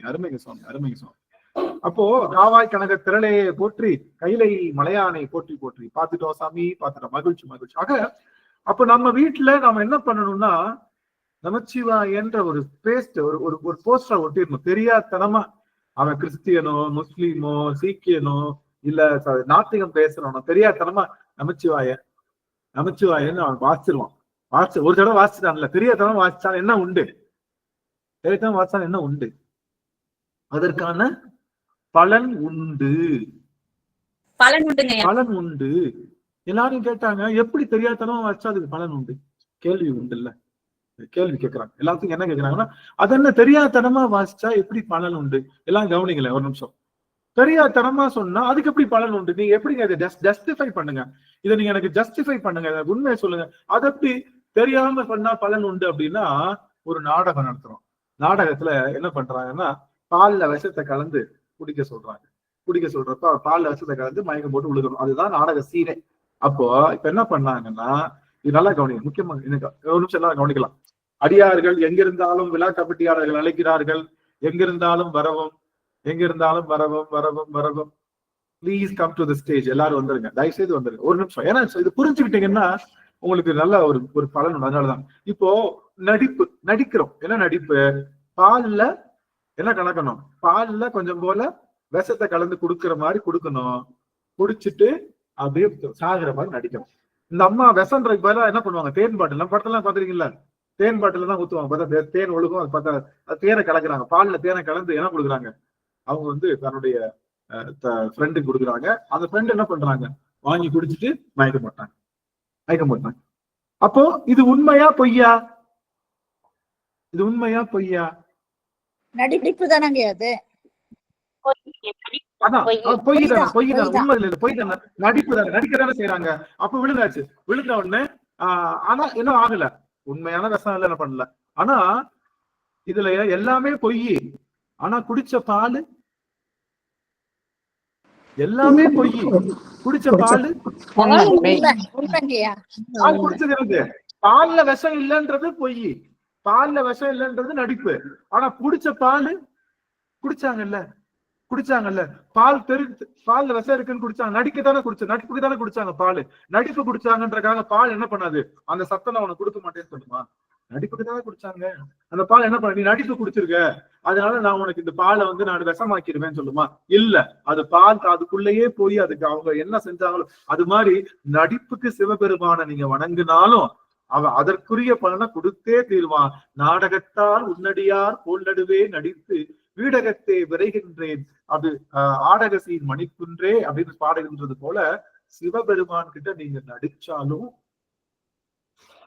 மணிவாசகரே சொல்றாரு, சிவபெருமான்கிட்ட நீங்க நடிச்சாலும் உங்களுக்கு அப்ப சிவபெருமான்கிட்ட நடிச்சுக்கிட்டே இருந்துடலாமான்னு கேட்டா, நடிச்சீங்கன்னா 50%, உண்மையா இருந்தா 100%, எதுன்னு நீங்களே முடிவு பண்ணிக்கோங்க. நடிச்சதுக்கு கூடி 50%, நடிக்காம இருந்தா 100%, எதை நீங்க முடியும். ஆக சிவபெருமான்கிட்ட நீங்க தெரிந்து சொன்னாலும் தெரியாமல் சொன்னாலும் அவன் தனக்குரிய அந்த செயலை அவன் எடுத்துக்குவான், அவங்களுக்கு கொடுத்துருவான். அதனால இந்த நமச்சிவாயன் வெளியே வச்சிருவோம்னு வச்சுக்கோங்க. நம்ம வீட்டுல வாசல்ல எல்லாரும் ஒரு ஸ்டிக்கர் தான் வாங்கி ஒட்டிருங்க. நம்மளே அறியாம எல்லாரும் போறப்ப நம்மளே அறியாம என்ன பண்ணுவாங்க? நமச்சிவாயன் மனசுல படிச்சுட்டு போயிருவாங்க. அந்த புண்ணியம் நமக்கு வந்து சேரும். ஒரு சின்ன வார்த்தை ஏங்க, ஒரு நமச்சிவாயத்தை படிச்சாலே இவ்வளவு புண்ணியம்னா, இது எழுதி வச்சிருக்கிற எங்க அப்பா திருநாவுக்கரசர், எங்க அப்பா மணிவாசகர், எல்லாரும் என்னுடைய குருநாத அப்ப இந்த நாவுக்கரச நம்மளுடைய நம்பி ஆரூரது, மாணிக்க வாசகர், இவங்க எல்லாம் எவ்வளவு தவம் செஞ்சிருக்காங்க. நம்ம எல்லாம் நமச்சிவாயத்துக்குள்ளேயே அழுத்துறாங்க. அவங்க எல்லாம் எவ்வளவு பெரிய தவம் செய்திருக்காங்க அப்படின்னு சொல்லி நம்ம சொல்றோம். அப்ப இது எதுக்காக இவ்வளவு சொல்ல வந்தோம்னா, தவம் என்பது, அறிவு என்பது என்ன அப்படின்னா, நன்றாக தமிழ் செய்யுமாறேன்னு திருமூலர் சொன்னதுக்கான காரணம், தமிழ் என்பது தவத்தில் அமிழ்வது. அப்போ எதை சொன்னாரு? என்னை நன்றாக படைத்தனன் தன்னை நன்றாக தமிழ் செய்யுமாறேன்னா அங்க தமிழுக்கு என்ன அர்த்தம்? தமிழ் மொழி எழுதல, திருமூலர் திருமந்திரத்தை எழுத சொல்றதுக்காக சொல்லல, தவத்தில் அமிழ்வதற்காக என்னை படைத்தானேன்னு சொல்ற. தவத்தில் அமிழ்வதற்காக. அப்ப தவம்னா என்னன்னு தெரிஞ்சிருச்சு, தமிழ்னா என்னன்னு தெரிஞ்சிருச்சு, தவத்தினுடைய உரு என்னன்னு தெரிஞ்சிருச்சு, மங்களம்னா என்னன்னு தெரிஞ்சிருச்சு, மனைமாட்சினா என்னன்னு தெரிஞ்சிருச்சு, குடும்பத்துல என்ன இருக்கணும், அன்பு இருக்கணும், அறம் இருக்கணும்ன்றதுக்கு தெளிவா தெரியும். இதெல்லாம் என்னது? உபகிளைகள். இதெல்லாம். ஆக சிவபெருமான் எப்படிப்பட்டவன் அப்படின்னா, அவன் தவம் செய்கின்றான். நங்கா இது என்ன தவம்? அவன் தவம் பண்றான். கழுத்துல போட்டிருக்கிற அந்த அவன் போட்டிருக்கான் இல்லையா அந்த எலும்பு மாலையை கழட்டவே மாட்டானா. சின்ன பிள்ளைங்க பாத்துருக்கீங்களா? சின்ன பிள்ளைங்க பாத்துருக்கீங்களா? அந்த போட்டு ஒரு ட்ரெஸ் போட்டிருக்கோம். எங்க பாப்பாவுக்கு பர்த்டேக்கு ஒரு ட்ரெஸ் வாங்கி கொடுத்தாச்சு. அது ரொம்ப பிடிச்சு போச்சு போல. 2 நாளா கழட்டல. கெஞ்சிரும், அம்மா தாயே கழட்டுமா கெஞ்சிரும்.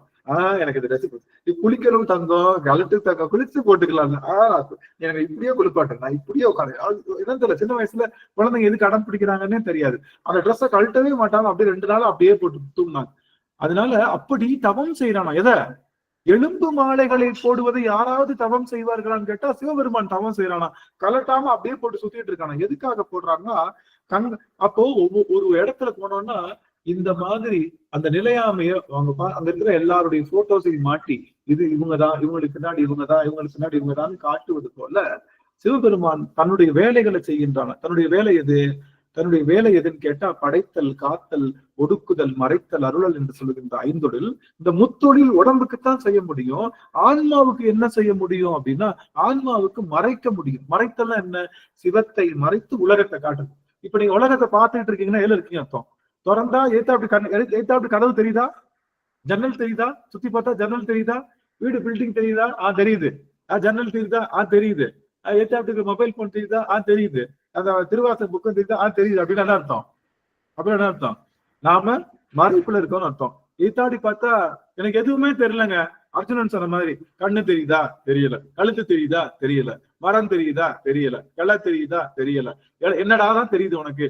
அந்த கிளியோட கண்ணு மட்டும் தெரியுது. அது மாதிரி கதவு தெரியுதா? தெரியுது. எல்லாம் தெரியுது. சிவம் தெரியுதானா? ஐயோ தெரியலையே. அப்போ நமக்கு எல்லாமே சிவமா என்னைக்கு தெரியுதோ அன்னைக்கு என்ன அர்த்தம்? சிவபெருமான் உலகத்தை மறைச்சு தன்னை காமிச்சிட்டு இருக்கான்னு அர்த்தம். அதனால அந்த அவன் என்னைக்கு மறைக்கிறது அவனுக்கு காட்டு. நாம என்ன பண்றோம்? நீ எல்லாத்தையும் மறைச்சு திரும்ப நீ காட்டுறதுக்குள்ள விடிஞ்சிடும். நானே என்ன பண்ணிக்கிறேன்?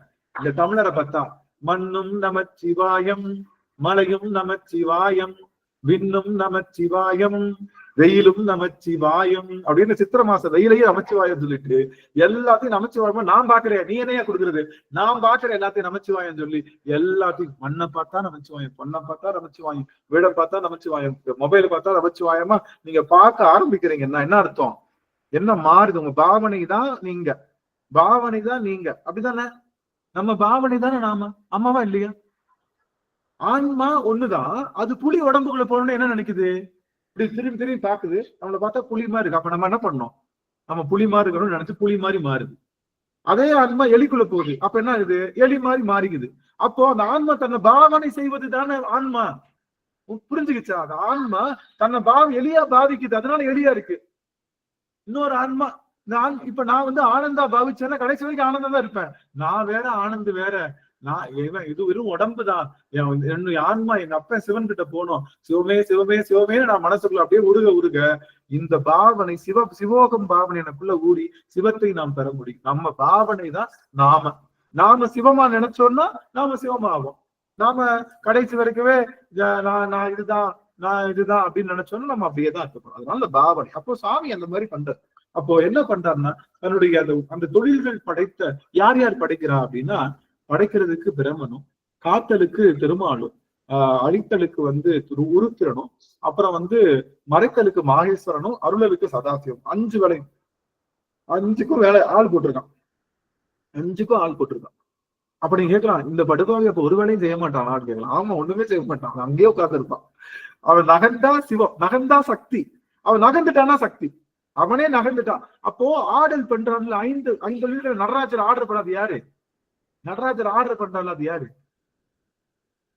அன்னை பராசக்தி தான். அவன் நகர்ந்துட்டாலே சக்தி தான். அவனுடைய திருவருள் கருணை தான்.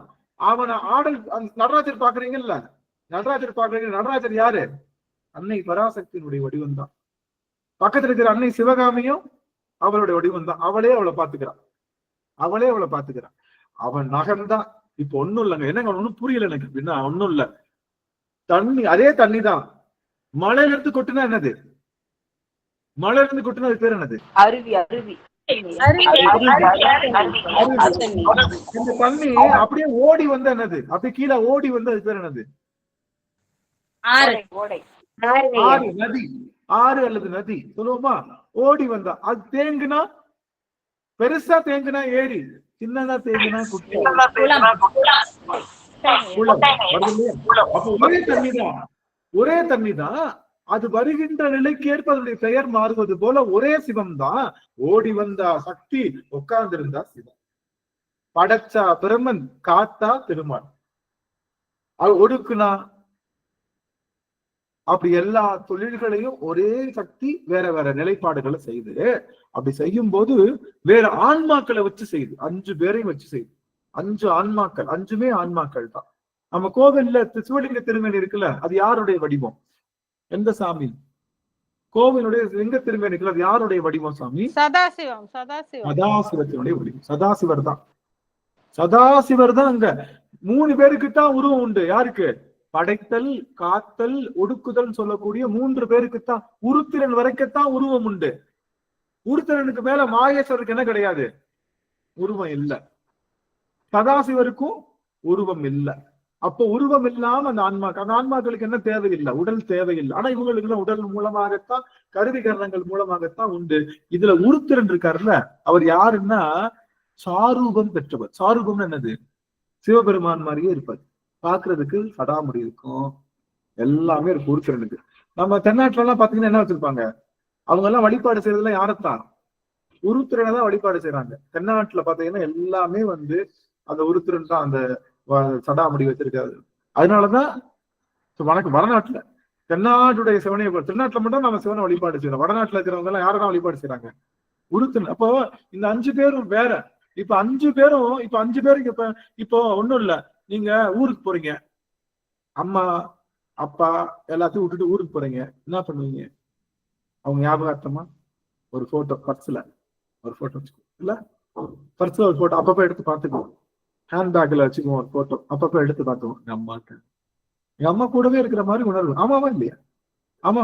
இப்போ அது மாதிரி உணர்வு இருக்கும் எல்லாருக்கும். ஆனா அடிக்கடிக்கு அந்த மாதிரி ஒரு நாளும் அது மாதிரி என்னைக்குமே பர்ஸ்ல யார் போட்டோ வச்சதே இல்லை. அது பர்ஸே வச்சுக்க மாட்டேன். அது ஒரு பெரிய விஷயம். அதனால இந்த போட்டோ வச்சுக்கிறது இன்னுமே தந்தையார் அவங்க இறந்துட்டாங்க. அவங்க போட்டோ என்கிட்ட ஒரு போட்டோ கூட இல்லை. அப்பாவோட போட்டோ மொபைல்லையும் கிடையாது, வெளியிலையும் கிடையாது. எங்கேயுமே ஒரு போட்டோ இருக்கு. ஆனா எல்லாரும் சொல்ற மாதிரி மறந்தால்தான் நினைப்பதற்கு எப்பயுமே மனசுல இருப்ப. அப்படி எப்பயுமே வெளியில இருக்கிறப்போ என்னமோ வேற இடத்துல இருக்கிற மாதிரி ஒரு உணர்வு. அதனால அதை நான் அது பெருசா பண்ணிக்கிறது இல்லை. ஆனா பாத்தீங்கன்னா அவங்க ஞாபகார்த்தமா ஒரு பொருள் நம்ம கிட்ட இருக்கும் இல்லையா? அந்த மாதிரி பொருள் எடுத்து வச்சுக்கிறது சிவபெருமானுக்கு ஒரு வழக்கம். பாத்துறீங்களா? அவங்க கிட்ட இருக்க பாத்தீங்கன்னா பன்றி ஓடு இருக்கும், பன்றி கொம்பு இருக்கும். யாரு? வராக அவதாரத்துல யார் இருந்தா?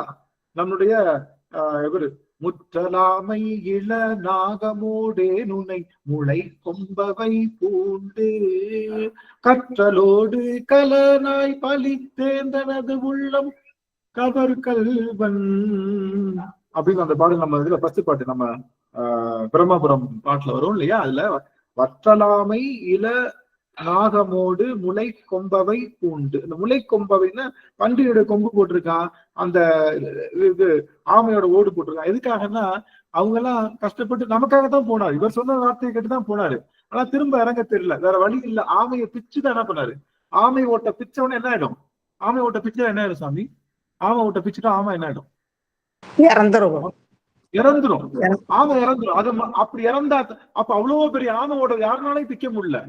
அவ்வளவு பெரிய ஆமை ஓடு இது கூர்ம அவதாரத்துல நிக்கிறாரு. அவருக்கு தெரியல நான் யாருங்க, திரும்ப ரிட்டர்ன் ஆக முடியல. அவரு ஆமை திருமாலா இருந்து ஆமையா மாறிட்டாரு. இப்ப ஆமையில இருந்து எங்க வரணும்? ஆமையில இருந்து எங்க வரணும்? திருமலா வரணும். வர தெரியல. சாமி பார்த்தாரு, என்னடா இது பெரு ஆமைக்குள்ளே இருக்காரு. நான் ஆமை நினைச்சுக்கிட்டு ஆமையாவே வாழ்ந்துட்டு இருக்காரு. ஒரு கூட எப்போ சாமி இந்த கோட்டா சாமின்னு ஒரு படத்துல அவன் எல்லாத்தையும் சொல்லுவாங்கல்ல, ஜெயகிந்த் படத்துல நம்ம கவுண்டர் பண்ணி எல்லாத்தையும் சொன்னப்போ குளுக்குவாங்கல்ல, கோட்டா சாமின்னு குளுக்குனப்ப முடிச்சுட்டு எங்க இருக்குன்னு. அது மாதிரி அங்க போயிட்டு குளுக்குறாரு. யார? நம்மளுடைய சாமி திருமால போய் குளுக்குறாரு. என்ன நீ வாபா திரும்ப? நான் ஆமை தான், ஆமை மாதிரியே போயிட்டு இருக்காரு. நீ ஆமை இல்லப்பாட்டு ஆமை ஓட்ட பிக்சர் என்ன ஆயிடுச்சு? முக்தி கிடைச்சிருச்சு. முக்தி கிடைச்சோன்னு என்ன ஆயிடுச்சு? அப்பதான் தெரியுது, ஓ நாம ஆமை இல்ல அப்படின்னு திருமாலா பாக்குறாரு. அப்ப பிச்சுட்டாருல, அதை எடுத்து கழுத்துல டாலரா போட்டுருக்காரு. அந்த ஆமை ஓடு இருக்குல்ல, அந்த பாலதான் வராக அவதாரம் எடுத்து வர்றாரு. யாரு இருக்கிற வராக அவதாரம்? திருமால் திருமால் தாங்க ஐயா, திருமால். எடுத்து பூமியை காப்பாத்திட்டு எல்லாம் பண்ணியாச்சு. திரும்ப ரிட்டர்ன் ஆக முடியல. வராக அவதாரத்துல திரும்ப என்ன போக முடியல, ரிட்டர்ன் ஆக முடியல. என்ன பண்ணாரு சாமி, பன்றிக்கு இதுலதான் உயிர் இருக்கு, கொம்புல, இந்த மூக்குல இருக்கிற கொம்பு, அதை உடைச்சா பன்றி இறந்துரும். மூக்குல பன்றி கொம்பு இருக்கு இல்லையா, யானைக்கு தந்தத்தை உடைச்சா என்ன ஆயிடும், யானைக்கு தந்தத்தை உடைச்சா இறந்துரும், யானைக்கு தந்தத்தை உடைச்சா இறந்துரும். அதனால பன்றிக்கு அந்த முளை கொம்பு, அந்த முளைச்ச மாதிரி ஒரு கொம்பு இருக்கு இல்லையா, அந்த கொம்பை உடைச்சோன்னு என்ன ஆயிடுது, பன்றி, அந்த பன்றி முக்தி அடைஞ்சது. முக்தி அடைஞ்சோன்னு திரும்ப திருமால இப்படி அதே மாதிரி என்ன பண்ணாரு, அது மாதிரி என்ன பண்ணாரு, நரசிம்ம அவதாரம் எடுத்துட்டாரு. எடுத்து என்ன பண்ணியாச்சு, இரண்யகசிபுவ போட்டாச்சு. அதான் மிஷன்.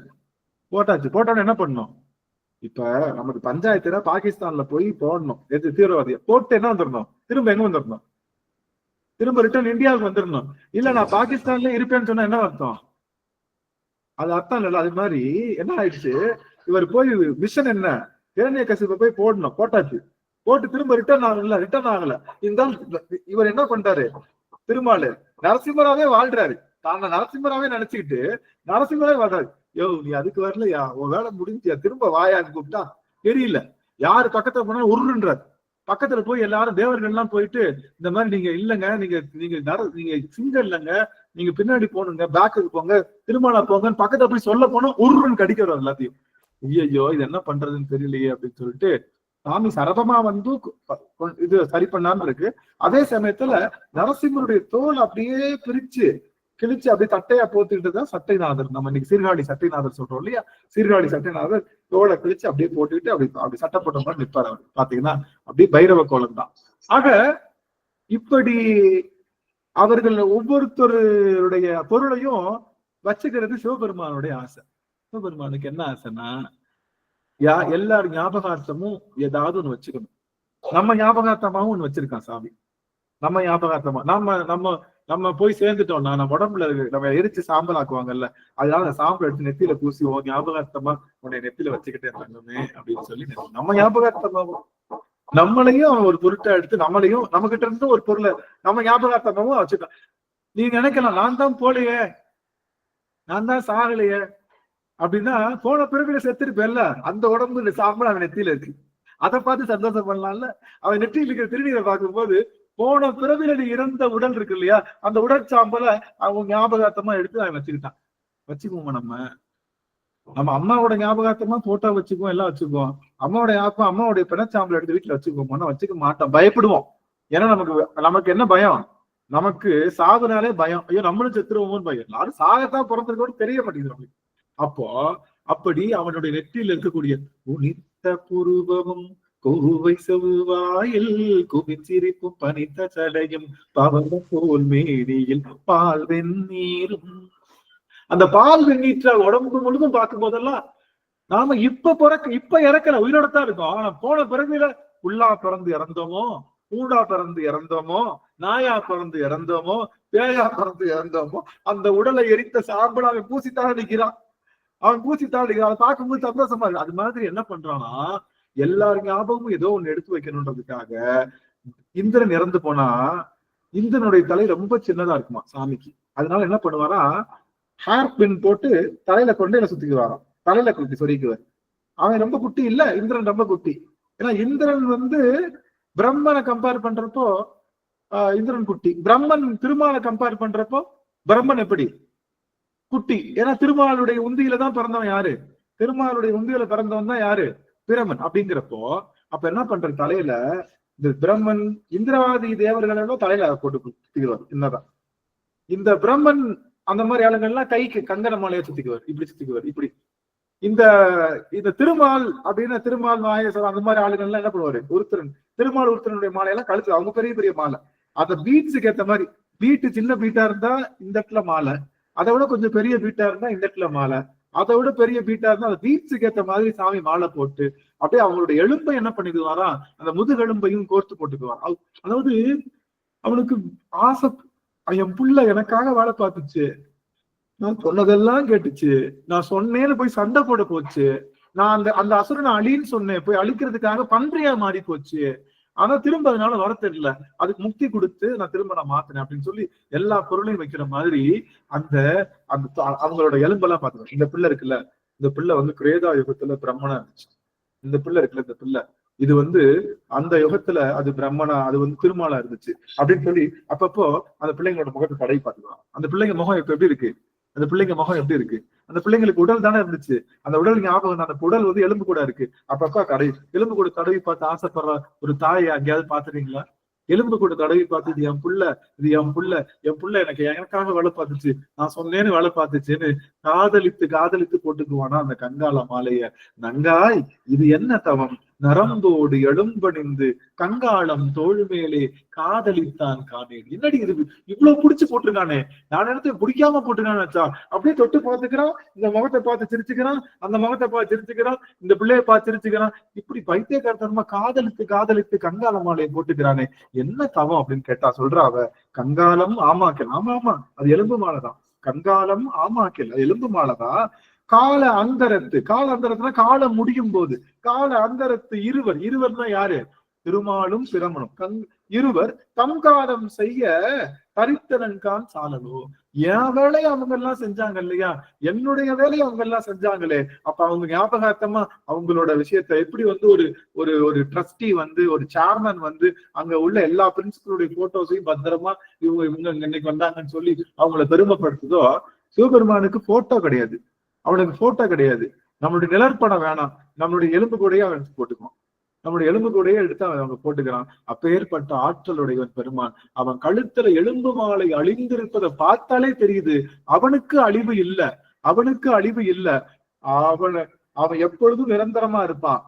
ஆனா அவன் சொன்ன வேலையை செஞ்ச பிரம்மனுக்கு அழிவு உண்டு, திருமாலுக்கு அழிவு உண்டு, மாயேஸ்வரனுக்கு அழிவு உண்டு, உருத்திரனுக்கு அழிவு உண்டு. எல்லாரும் அழிந்து போவார்கள், எல்லாரும் ஒண்ணுமில்லாம போவாங்க.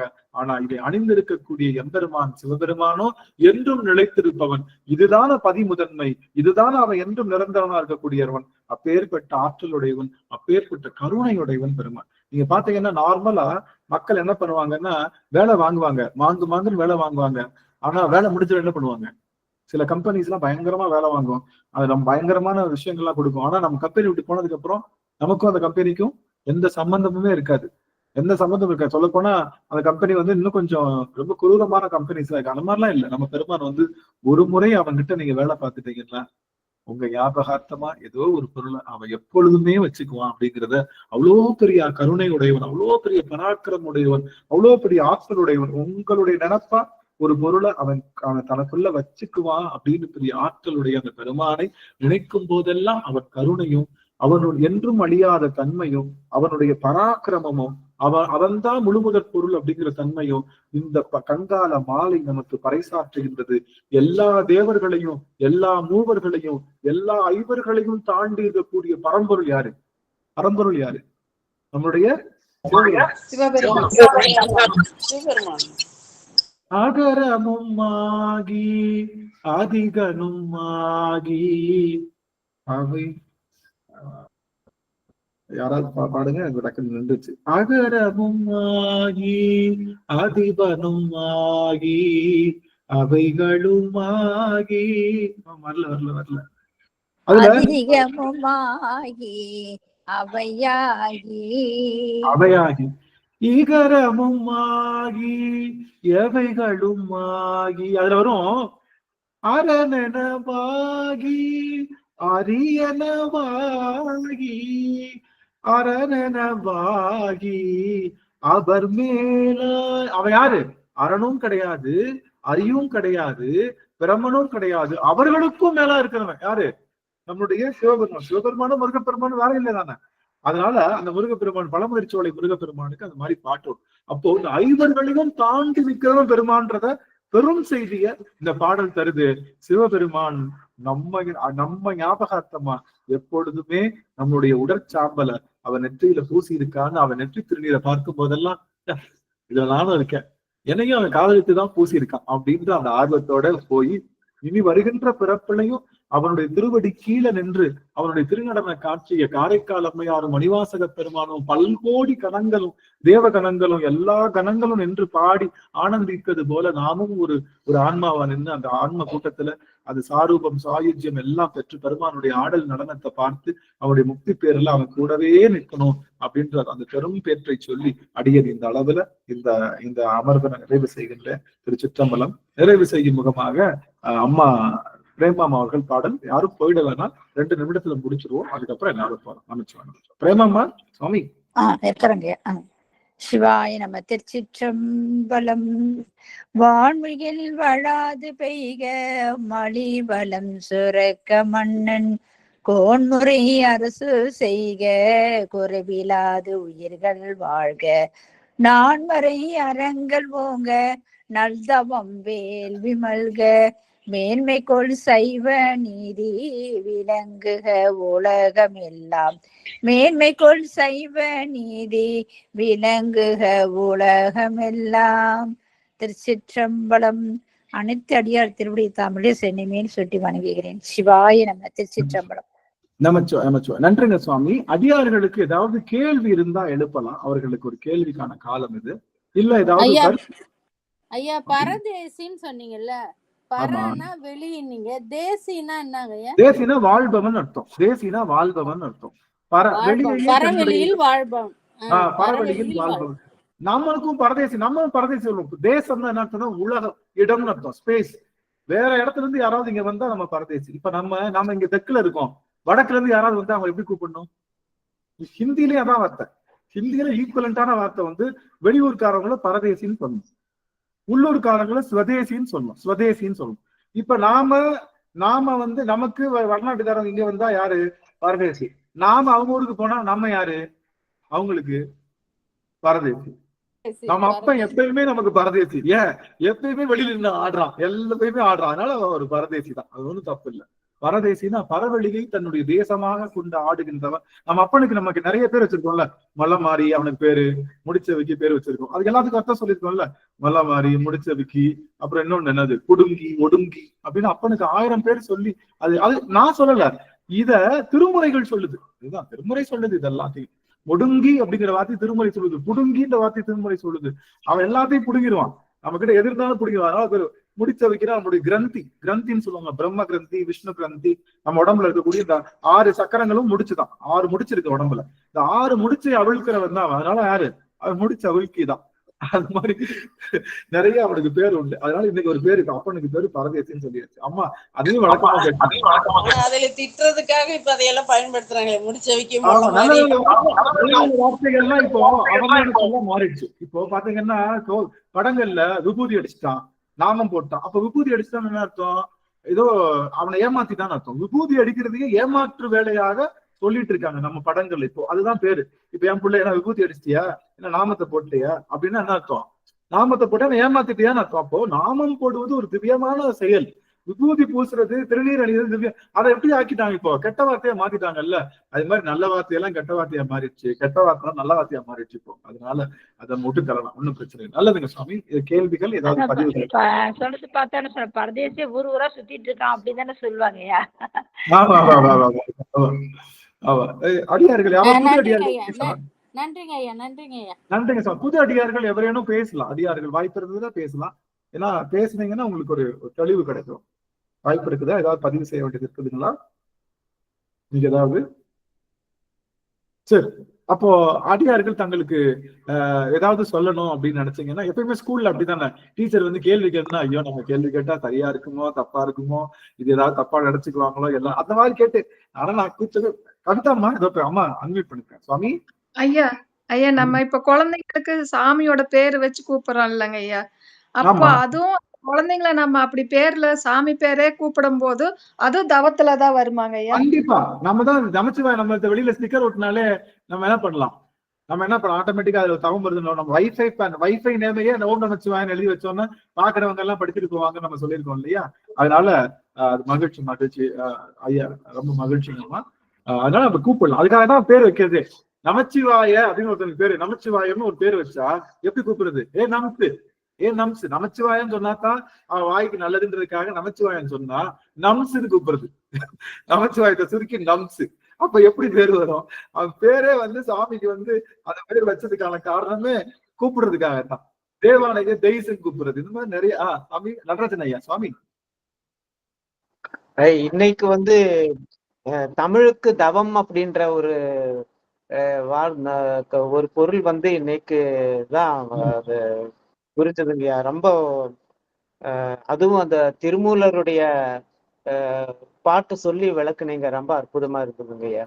தமிழுக்கு தமிழ் தமிழ்னா தவத்தில் அமிழ்.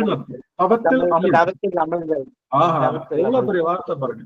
நீங்க எப்பெல்லாம் இந்த நாக்க மடிச்சு உள்நாக்கோட தொடுறீங்களோ அதுக்கு பேரு யோகம் அர்த்தம். அதுக்கு பேரு யோகம். அது என்ன அள்நாக்கு யோகம். அதுக்கு வந்து கேசரி யோகம்னு சொல்லுவோம். அதுக்கு நாக்க மடிச்சு இங்க தொடும்போது ஒவ்வொரு தடவையும் அமுத தாரணை சொரியுமா. நீங்க நாக்க மடிச்சு நீங்க சிவபூசை பண்ணிட்டு கடைசி நாக்க மடிச்சு அப்படியே உட்காந்துருந்தீங்கன்னா மேல இருந்து ஒரு சொட்டு அப்படியே அமிழ்ந்து வந்து அப்படியே திரும்ப நாக்கிலே விழுகுமா. அது வரைக்கும் நம்ம நாக்க மடிச்சே இருக்கணும். ஒரு சொட்டு விழுகுமா. அது அமுத தாரிணை அப்படின்லாம் நிறைய சொல்றாங்க. நான் என்ன சொல்றேன், அப்ப இந்த நுள்ளாக்க எப்பெல்லாம் மேல டச் பண்ணுதோ அப்பெல்லாம் அந்த ஆன்மாவுக்கு உடலுக்கு வந்து 6 சக்கரங்கள் இருக்குல்ல, கிர்ன்னு சுத்தம். கிர்ன்னு சுத்தமா. இப்ப நாக்கு அப்போ தமிழ்ல நிறைய இந்த லகர சொற்களை சொல்லும் போது நம்ம உடம்புல இருக்கக்கூடிய 6 வகை சக்கரங்களும் சுத்தமா. தமிழ்னு சொன்னாலே தவத்துல வந்துருவீங்க. நீங்க தவத்துல அமிழ வேணாம். தமிழ் அப்படின்னு அந்த லகரத்தை நாக்க மடிச்சு அந்த எள்ள சொல்லும் போது நீங்க எங்க வந்துருவீங்க? தவத்துக்குள்ள வந்துருவீங்க. தமிழ்னு சொன்னாலே தவம். தவத்தில் அமிழ்வதுதான் தமிழ். ஆஹா, எத்தனை பேர் நம்மள தவம் செஞ்சிருக்கோம். உண்மையிலே தவம். ஆமாங்க ஐயா. அந்த வேதாத்திரி மகரிஷி போனோம்னா அங்க அப்படிதான் ஐயா, வாழ்க வளமுடன் அப்படின்னுவாங்க. அது தவறு சாமி. அதை உங்ககிட்ட எல்லாத்தையும் சொல்லிக்கிறேன். வாழ்க வளமுடன்ற வார்த்தை தவறு. அது மகா மந்திரமா வச்சிருக்காங்கல்ல, தமிழுக்கு முரண். அது அப்படி செய்யக்கூடாது. வளம் கூட்டல் உடன். மரம் கூட்டல் ஐ என்ன சொல்லணும்? மரம் கூட்டல் ஐ எப்படி சொல்லுவீங்க? மரத்தையும் ஐயும் கூட்டல் ஐ. மரம் கூட்டல் ஐ எப்படி சொல்லுவீங்க? எப்படி சொல்லுவீங்க? மரத்தைன்னு சொல்லணும். மரமைன்னு சொல்லக்கூடாது இல்ல. மரம் கூட்டலை மரமை கிடையாது, மரத்தை. மகாரத்தோட எது சேர்ந்தாலும் இத்து சேர்ந்துதான் வரும். மரம் கூட்டலை மரமை கிடையாது, மரத்தை. வளம் கூட்டல் உடன் வளமுடன் கிடையாது, வளத்துடன். வளமுடன்றது பிள்ளையான தமிழ் சொல். வளமுடன் அப்படிங்கிறது பிள்ளையான தமிழ் சொல். வளமுடன்ற வார்த்தையே கிடையாது நம்மளுக்கு. வளம் கூட்டல் உடன் வளமுடன் கிடையாது, வளத்துடன். வளம் கூட்டலை வளத்தை, வளமை கிடையாது, வளத்தை. ஆக வாழ்க வளத்துடன் அப்படின்னு தான் சொல்லணுமே தவிர வாழ்க வளமுடன் சொல்வது தமிழ் பிழையான மகா மந்திரம். அப்ப தமிழ் பிழையான மகா மந்திரம் சொல்றதுனால என்ன? தமிழே அங்க தகராறா இருக்கு. எதுக்கு நான் சொல்லுவேன், இந்த வாழ்க வளத்துடன் சொல்றதா வளமுடன் சொல்றதா அப்படின்லாம் சொல்லாதீங்க. வாழ்க தமிழுடன் சொல்லிருங்க. அப்படின்னு சொல்றது வாழ்க தமிழ். தமிழ் என்னது? தவம். இனிமே என்ன பண்ணுங்க, வாழ்க வளத்துடன் கிடையாது வளமுடன். எனக்கு குழம்புதுங்க சாமி, குழப்பமே வேணாம். வாழ்க தமிழுடன்.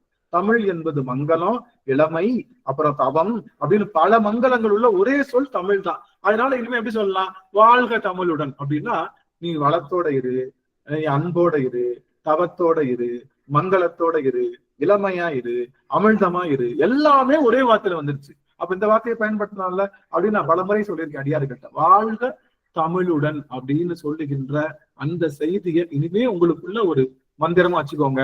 இந்த மந்திர சொல் இருக்கு இல்லையா, வாழ்க வளமுடன் மந்திர சொல் வந்து தமிழ் பிள்ளையான மந்திர சொல். அது வந்து நம்ம பயன்படுத்துவது தவறு. அது நீங்க சொல்லணும்னு ஆசைப்படுறீங்கன்னா வாழ்க வளத்துடன் இல்ல, தமிழ் கடவுள்னு முருகருக்கும் தமிழ் கடவுள்னு சொல்றாங்க இல்லையா, முத்தமிழை பாட பாட வாய் மணக்கும்னு சொல்றாங்கல்ல, அதுவும் அந்த முருகருக்கே தமிழ் வார்த்தை தானே வருது. தமிழ் அதான் அந்த முருகரை பாட்டு படுத்தாலே தமிழ் பாடல் வந்துட்டாரு. முருகருக்கே தமிழ் பாடல் தான் எல்லாரும் முத்தமிழ் பாடல்னு சொல்றோம். அது உண்மை தானையா?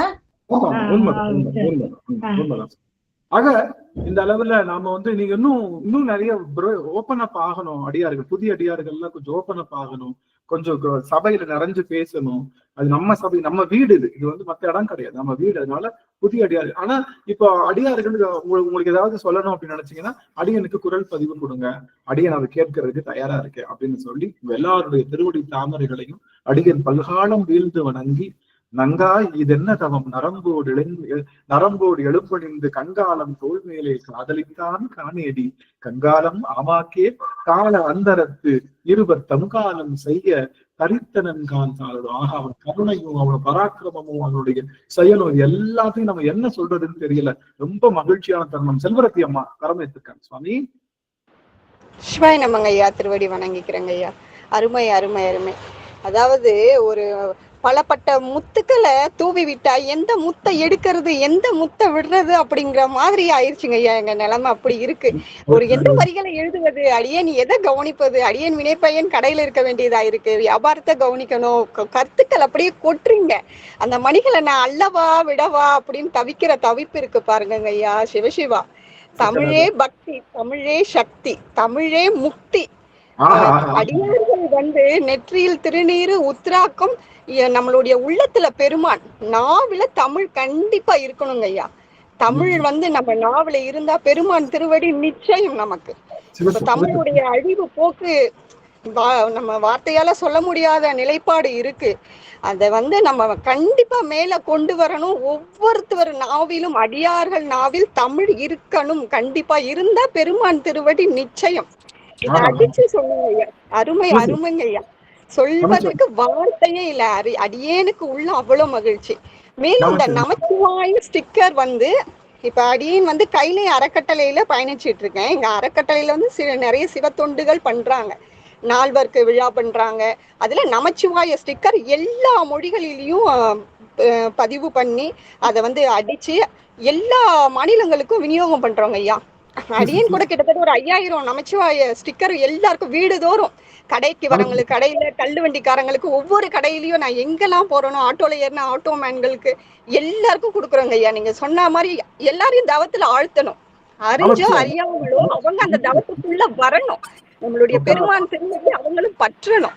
ஒரு சின்ன விஷயம், இந்த பஞ்சாக்ர மந்திரத்துக்குள்ள இவ்வளவு தவம் அப்படிங்கிற விஷயம் இருக்குன்னு நீங்க சொன்னது அடியேன் பெற்ற தவம்ங்க ஐயா. அந்த காதால அடியேன் கேட்கறதுக்கு அடியேன் எக்காலத்துல செஞ்ச தவமோ பெருமானே பெருமானே புள்ளரிக்குதுங்க ஐயா உடல். சிவசிவா, அடியேனுக்கும் இந்த கடை நாயனுக்கும் இந்த இடத்துல ஒரு இடம் கிடைச்சிச்சே அப்படின்னு நினைக்கும் போது பெருமிதமா இருக்கு. பெருமானுடைய திருவுருளால தொடரணுங்க ஐயா. இந்த வகுப்புகளுக்கு முடிவே இருக்கக்கூடாது. இந்த ஒவ்வொரு வார்த்தையும் அவ்வளவு உண்மை. ஏன்னா நம்மளுக்கு மொழிதான், நம்மளுடைய மொழிதான் உண்மையே. அது சுத்தமாயில இருந்து வந்ததுனால மத்த எதுவுமே நமக்கு நிலைப்பாடு கிடையாது. அதை அனுபவிக்கிற சுகம் இருக்கு பாருங்க, சொல்ல முடியல. அடியேன் அவ்வளவு சுகத்தை அனுபவிச்சுட்டு இருக்கோம். பெருமானுடைய பேரானந்தங்க ஐயா. சிவசிவா, அடியேனுக்கு பேச அம்மா உங்க திருமுகத்தை காட்டுங்கம்மா. செல்வராஜ்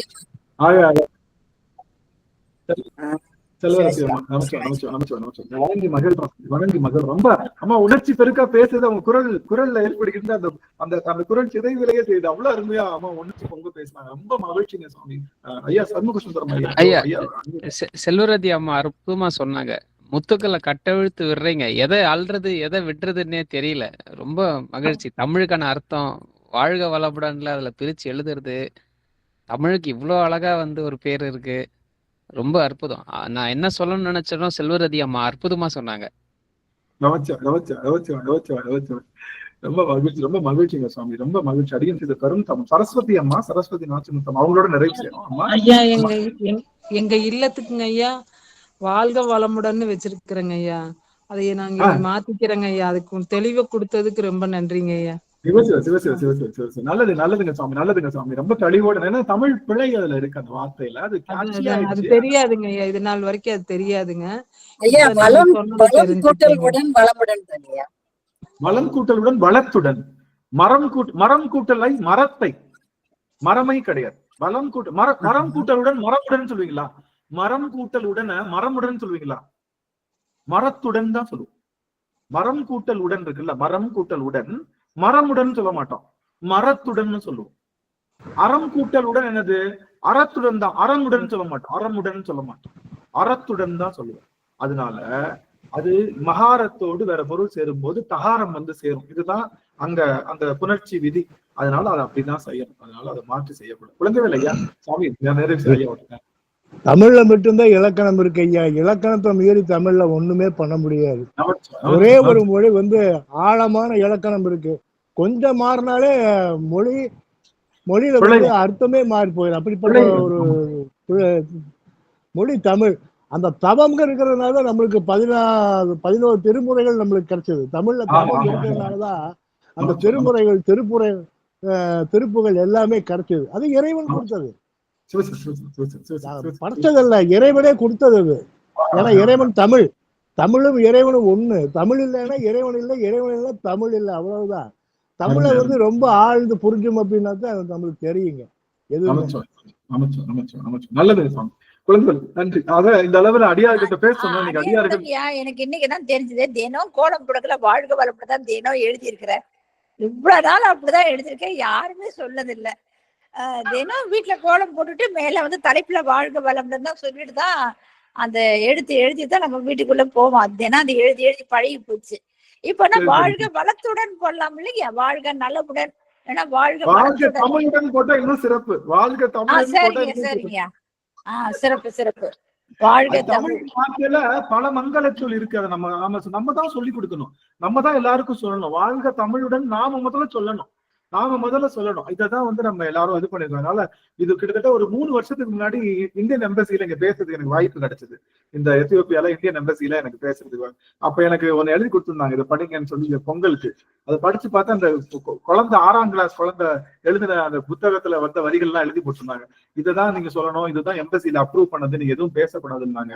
அப்படியா, சரிங்கன்னு சொல்லிட்டு வாங்கி அதை அப்படியே கசக்கி அதுக்கு ஓரமா போட்டு நான் சாப்பிட்டு பேச ஆரம்பிச்சேன். அரங்கமே அதிர்ந்தது. அப்ப நிறைய தமிழர்கள் அந்த எம்பசியில இருந்தாங்க. எம்பசியில இருக்கிற அத்தனை மக்களுமே வந்து ரொம்ப அதிர்ந்து போய் அன்னையில இருந்து வாழ்க தமிழுடன் எல்லாருமே சொல்ல பழகிட்டாங்க. அந்த மாதிரி இப்ப நம்ம மக்களுக்கும் அதை நான் சொல்லி பண்றேன். வாழ்க தமிழுடன் நாம முடிச்ச உடனே நம்மளுடைய குரூப்ல நம்ம ஸ்டார்ட் பண்றோம். எல்லாரும் வாழ்க தமிழுடன் தமிழ்ல டைப் பண்ணி நம்ம குரூப்ல போட்டு மெசேஜ் ஸ்டார்ட் பண்ணி இப்ப ஸ்டார்ட் பண்றோம். யார் என்ன கேட்டாலும் தமிழுடன் கேட்டா நான் எடுத்த கிளாஸ் அவங்களுக்கு நீங்க திரும்பவும் எடுங்க, எடுத்து அவங்க தெளிவுபடுத்துங்க. தமிழ்ல நம்ம சொல்றப்போ நம்மகிட்ட அல்நாக்கு ஒட்டி நம்ம யோக நிலைக்கு போவோம். அதனால அதுவுமே சிறப்பு. அதனால எல்லாரும் இதுலையுமே அதை பயன்படுத்துவோம். இறைவனுடைய பெருங்கருணை, பெருமானுடைய அந்த கண்கால மாலை கண்கள்ல நினைத்து அவன் நெற்றியில திருநீரில் நாமளும் இருக்கும்னு நினைச்சு இந்த அளவுல அடிய நிறைவு செய்கின்றேன். திருச்சிற்றம்பலம். ஆறிரு தடந்தோள் வாழ்க, அருள்முகம் வாழ்க, வாழ்க செல்வே, ஏரிய மங்கை வாழ்க, யானை தன்னனங்கு வாழ்க, மாறிடா வள்ளி வாழ்க, வாழ்க சீரடியார் எல்லாம், மாறிடா வள்ளி வாழ்க, வாழ்க சீரடியார் எல்லாம். வெற்றிவேல் முருகனுக்கு அரோகரா, ஞானவேல் முருகனுக்கு அரோகரா. அடியார்கள் உத்தரவு வாங்கிக்கலாம் சாமி. வாழ்க தமிழுடன் உத்தரவு வாங்கிக்கிறேங்க ஐயா. வாழ்க தமிழ். வாழ்க தமிழ்.